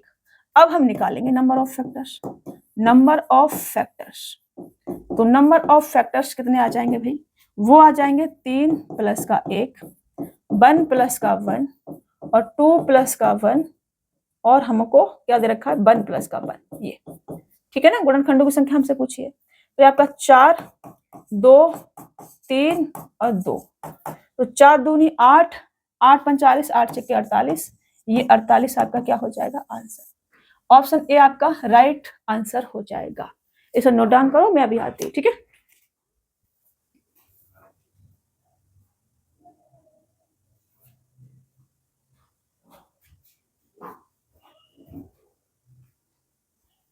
चलिए नेक्स्ट क्वेश्चन ले, देखो 2 की पावर 7 इंटू 3 की पावर 4 इंटू 5 की पावर 3 इंटू 7 के कितने गुणनखंड सब होंगे, सब सब मेरे से पूछे। Even factor, number of even factor, ये मेरे से पूछे, ठीक है। नंबर ऑफ इवन फैक्टर्स ये कितने आएंगे, पहली वाली पावर गायब, पहली वाली पावर को गायब नहीं करना है, उसमें कुछ ऐड करके नहीं लिखना है, सिंगल लिखना है।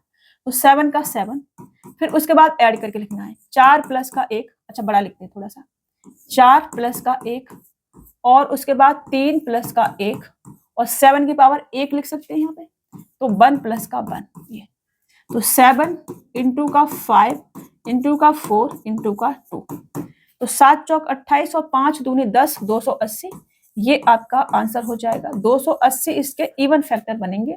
ऑप्शन बी क्या हो जाएगा, राइट आंसर हो जाएगा।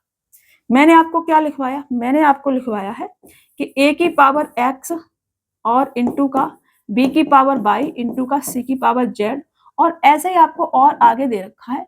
तो इसमें मैं कंडीशन बताई कि a बड़ा हो, a छोटा हो b से, b छोटा हो c से, और d भी दे रखा हो तो ऐसे ही, और ये सब क्या होने चाहिए, प्राइम नंबर होने चाहिए। क्या होने चाहिए, प्राइम नंबर होने चाहिए। तो नंबर ऑफ फैक्टर्स क्या आ जाते हैं आपके, x प्लस का 1, y प्लस का 1 और z प्लस का 1। अरे please, number of even factor x को x रहने देंगे, y प्लस का 1 और z प्लस का 1। नंबर ऑफ ऑड फैक्टर्स में क्या आ जाएगा, x को पूरा गायब करेंगे, y प्लस का 1 और z प्लस का 1, ये आ जाएगा। ठीक है, इसे आप लर्न कर लेना। 2 की पावर 9, 3 की पावर 5 और इस संख्या के गुणक विषम हमसे पूछे, ऑड फैक्टर कितने होंगे। ऑड फैक्टर में पहला वाला पूरा गायब करना है, तो 2 की पावर 9 पूरा गायब करेंगे और 3 से लेंगे हम, तो 3 की पावर 5 मतलब 5 प्लस का 1 और आपका 4 प्लस का 1 और आपका 6 प्लस का 1, ये कितना आ जाएगा, 6 इंटू का 5 इंटू का 7, तो 56 30 और 7 दिया 21, 210 इसके ऑड फैक्टर बनेंगे, और ये क्या आ जाएगा, आपका आंसर हो जाएगा। हमसे विषम गुणनखंड पूछे हैं, तो ऑड फैक्टर्स मतलब कि नंबर ऑफ ऑड फैक्टर्स 210 हमारे पास रहेंगे। 120 के विषम और सम भाजकों की कुल संख्या क्रमशः कितनी है। अने अभी आप क्लास ले रहे हैं बेटा, जो हमने आपको काम दिया है करने के लिए पूरा करा आपने, नहीं करा ना, चलो करो। और आपने थोड़ा सा स्टैंड हिला दिया है, हमने देखा, दूर रहो। तो नहीं। चलो चलो अपना काम कर लो, ठीक है। 1 घंटा हो गया, ठीक है, चलो थोड़ा सा और क्लास करो, ठीक है। चलो, हमसे कहा जा रहा है 120 के विषम और सम भाजकों की कुल संख्या क्रमशः कितनी होगी। तो मैं एग्जाम्पल इसी से लिया था, 4 और 12, विषम 4 थे और सम 12 थे। ऑप्शन सी आपका राइट आंसर हो जाएगा, लेकिन फिर भी मैं आपको समझाऊंगी। तो 120 हमने लिया था, 120 को हमने 2 की पावर 3, 3 की पावर 1 इंटू 5 की पावर 1 ये लिखा था, ठीक है ना। 8 दिया 24, 24 पंजे 120। तो यहां से हमारा number of even factor, number of विषम पहले है तो विषम ले लेते हैं, नंबर ऑफ ऑड फैक्टर्स कितने आ जाएंगे। नंबर ऑफ ऑड के लिए 2 की पावर को हमें पूरा गायब करना है, तो 1 प्लस का 1 और 1 प्लस का 1, ये 2 इंटू 2 बराबर 4, ये आपका हो जाएगा। नंबर ऑफ इवन फैक्टर, अने मैं दोबारा नहीं बोलूंगी बेटा, नंबर ऑफ इवन फैक्टर कितना आ जाएगा। इसमें 2 की पावर जो है उसमें कुछ भी ऐड नहीं करना, जैसा का तैसा लेना है। 3 है तो 3 लेना है, फिर 1 प्लस का 1 और 1 प्लस का 1, ये 3 इंटू का 2 इंटू का 2, 3 दूनी 6 दूनी 12 आ जाएगा, और ये आपका क्या हो जाएगा, आंसर हो जाएगा। तो 4 और 12, और फैक्टर की बात की जाएगी 4, इवन फैक्टर की बात की जाएगी तो 12, और ये आपका ऑप्शन सी राइट आंसर हो जाएगा। ठीक है, चलो नेक्स्ट क्वेश्चन लेते हैं, ये आपको आज क्लियर हो जाएगा। मैंने हर टाइप का क्वेश्चन जो बन सकता है ऐसे क्वेश्चन से सब लिया हुआ है। अभी देखो, इसमें उससे कहा जा रहा है, ये संख्या मेरे को दे रखी है कि गुणनखंड का कुल अभाज्य गुणनखंड ज्ञात कीजिए। अभाज्य गुणनखंड ज्ञात कीजिए। अब देखो ये भी पूछा जाएगा, मैंने पेज पे नहीं समझाया, यहाँ समझाऊंगी। अगर मेरे से अभाज्य गुणनखंड पूछे गए हैं तो अभाज्य गुणनखंड क्या होंगे। जैसे कि पहले मैं सही से लिख लेती हूँ, जैसे 2 की पावर 4 लिख सकती हूँ, तो 7 चौक 28, इसे 2 की पावर 28 लिख सकती हूँ, इंटू 3 की पावर 3 छतिया 18, 3 की पावर 18 लिख सकती हूँ, इंटू 5 की पावर 9। तो अगर मुझे अभाज्य गुणनखंड निकालने हैं, प्राइम गुणनखंड निकालने हैं, तो वो क्या होते हैं, वो होते हैं, इनको प्लस करके ही लिख दो, जैसे कि 28 प्लस का 18 प्लस का 9, कितना आ जाएगा, ये आ जाएगा हमारे पास 28, 30 और 8 8 16 कितना होगा 46, 46 और 9 कितना होगा आपका 46 और 9 होगा आपका 55। तो ये 55 आपका आंसर हो जाएगा। 55 इसके अभाज्य गुणनखंड होंगे, इसमें आपको कुछ नहीं करना है, ऐसे के तैसे रखना है। अगर हमारा a की पावर x इंटू का b की पावर y इंटू का c की पावर z और आगे भी ऐसे ही दिया है, तो इसमें जो प्राइम फैक्टर होते हैं अभाज्य गुणनखंड की संख्या, नंबर ऑफ प्राइम फैक्टर्स, वैसे सभी संख्याएं प्राइम ही होती हैं, लेकिन नंबर ऑफ प्राइम फैक्टर मुझे चाहिए, नंबर ऑफ प्राइम फैक्टर्स चाहिए। तो वो नंबर ऑफ प्राइम फैक्टर्स यही पूछा है ना इंग्लिश में, total prime factors of the product, ठीक है ना। तो नंबर ऑफ प्राइम फैक्टर ये हम लिखेंगे, ठीक है। वो कितना आ जाएगा, वो आ जाएगा x प्लस का y प्लस का z, यही आपका रहेगा। ये आपको याद रख लेना। अगर मैं पेज पे जब समझा रही थी वहां नहीं समझा पाई हूँ तो यहाँ क्वेश्चंस आते जाएंगे, यहाँ मैं समझाते चलूंगी। 420 के कितने गुणनखंड अभाज्य संख्याएं हैं, यहाँ पे अभाज्य गुणनखंडों की संख्या नहीं पूछी है, कितनी अभाज्य संख्या है। 420 के गुणनखंड अभाज्य संख्या है। 420 के कितने गुणनखंड अभाज्य संख्या है। अब सभी गुणनखंड अभाज्य संख्याएं होंगी, ठीक है ना। हमने क्या लिखवाया, एबीसी क्या होना चाहिए, प्राइम नंबर, बट कितनी है ये हमसे पूछा है। तो 420 को हम क्या लिख सकते हैं, या तो आप ऐसे सीधे लिख लो या फिर आप ये वाला तरीका लगा, मैं ये वाला तरीका भी लगा देती हूँ क्वेश्चन में, ठीक है, ताकि आपको ये भी पता होना चाहिए कि ऐसे भी कर सकते हैं। तो सबसे पहले 2 से, अगर संख्या 2 से कट रही है तो 2 से, ऐसे नहीं 5 से कटे 5 से काटने लग जाए, 7 से कटे 7 से काटने लग जाए सीधा, नहीं ऐसे नहीं करना। सबसे पहले छोटी से छोटी संख्या, तो 2 से काटेंगे, 2 से काटेंगे तो 2 दूनी 4, 2 एकम 2, 210, फिर 2 से कटे 2 से काटेंगे, फिर जब तक 2 से कटेंगे तब तक काटेंगे, 2 ढाई 20 और 2 पंजे 10। अब इसे 3 से काटेंगे, 5 से भी कट रहे हैं 7 से भी कट लेंगे, पहले 3 से काटेंगे, 3 से काटोगे कितना आ जाएगा, 3 त्रिका 9 और 5 15। अब 5 से काटेंगे, 5 सत्ते 35, अब 7 से कर देंगे, इसे 1 पे लेके आना है। अब मैं इसे क्या लिख सकती हूँ मैं इसे लिख सकती हूँ 420 को हम क्या लिख सकते हैं, 2 की पावर 2 इंटू 3 की पावर 1 इंटू 5 की पावर 1 इंटू 7 की पावर 1।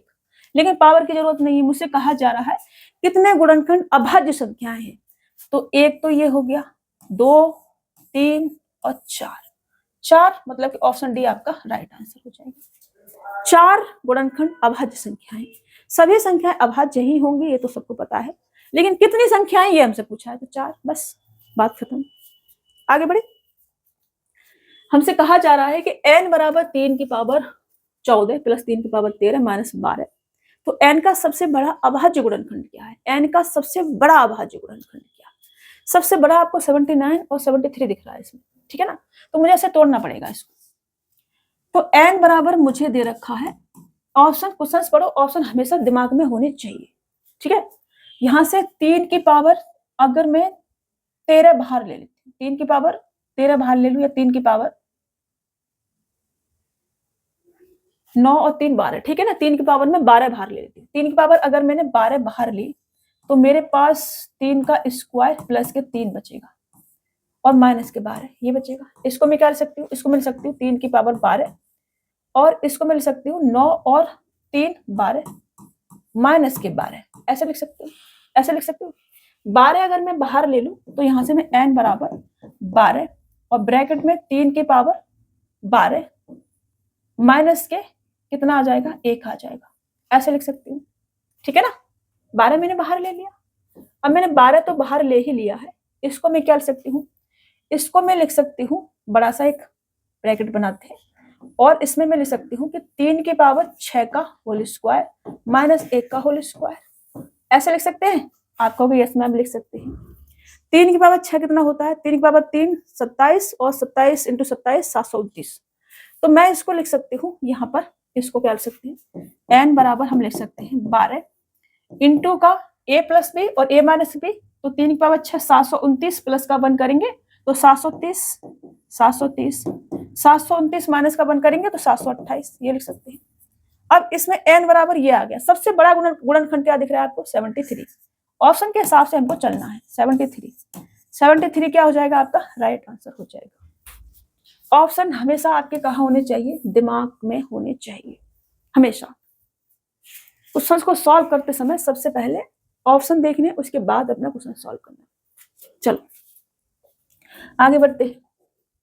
156 के सभी गुणनखंडों का योग कितना है? अब गुणनखंडों का सम भी आपसे पूछा जाएगा। तो सबसे पहले 156 को तोड़ लेते हैं। 156 हमने लिखा यहाँ पर, ठीक है ना। इसको बच्चों वाले तरीके से तोड़ लेते हैं। ये 2 से कटेगा, सबसे पहले 2 से, 2 सत्ते 14, 2 अट्ठे 16, फिर 2 से काटेंगे, 2 तिया 6, 2 निम 18, फिर 3 से काटेंगे, 3 एकम 3, 3 त्रिका 9, अब 13 से काटेंगे, 13 से, तो 13 एकम 13, बस बात खत्म। तो मैं क्या लिख सकती हूँ 156 को? अने मतलब क्या डांट खाने का इरादा है आपका आज? आपको पता है क्लास चले शोर नहीं करना होता। तो 156 को लिख सकते हैं 2 की पावर 2 इंटू का 3 की पावर 1 इंटू का 13 की पावर 1, ये लिख सकते हैं। लिख सकते हैं कि नहीं? आपको यस मैम लिख सकते हैं। अब मेरे से पूछा है सभी गुणनखंडों का योग, तो योग क्या होगा? योग के लिए सम हमको करना है, सम, ठीक है ना। सम ऑफ फैक्टर्स ऐसे लिख सकते हैं, सम ऑफ फैक्टर्स ऐसे लिखेंगे ना, सम ऑफ ऑल द फैक्टर्स, ठीक है। तो यहां से 2 की पावर 2 है हमारे पास, तो 2 की पावर 0 से लेके चलेंगे, 2 की पावर 0 प्लस 2 की पावर 1 प्लस 2 की पावर 2 तक हमें जाना है, ठीक है, ऐसे। फिर 2 की पावर 3 की पावर 1 है, तो 3 की पावर 0 प्लस 3 की पावर 1, और 13 की पावर 1 है, तो 13 की पावर 0 प्लस 13 की पावर 1, ऐसे हमें ऐड करना है, ये सीखना है आपको, ठीक है। ये जीरो बिंदी बिंदी जैसा लग रहा है ना, जीरो नहीं लग रहा है, तो जीरो को जीरो बनाते हैं, ये बिंदी नहीं है भाई, ये है अपना जीरो, इसको बनाएंगे हम जीरो। अरे रे इतना बड़ा भी नहीं बनाना, जीरो जीरो और जीरो, ये ठीक है। तो यहां से ये कितना आ जाएगा? ये किसी भी संख्या की पावर जीरो है, इसका मतलब क्या है? 1।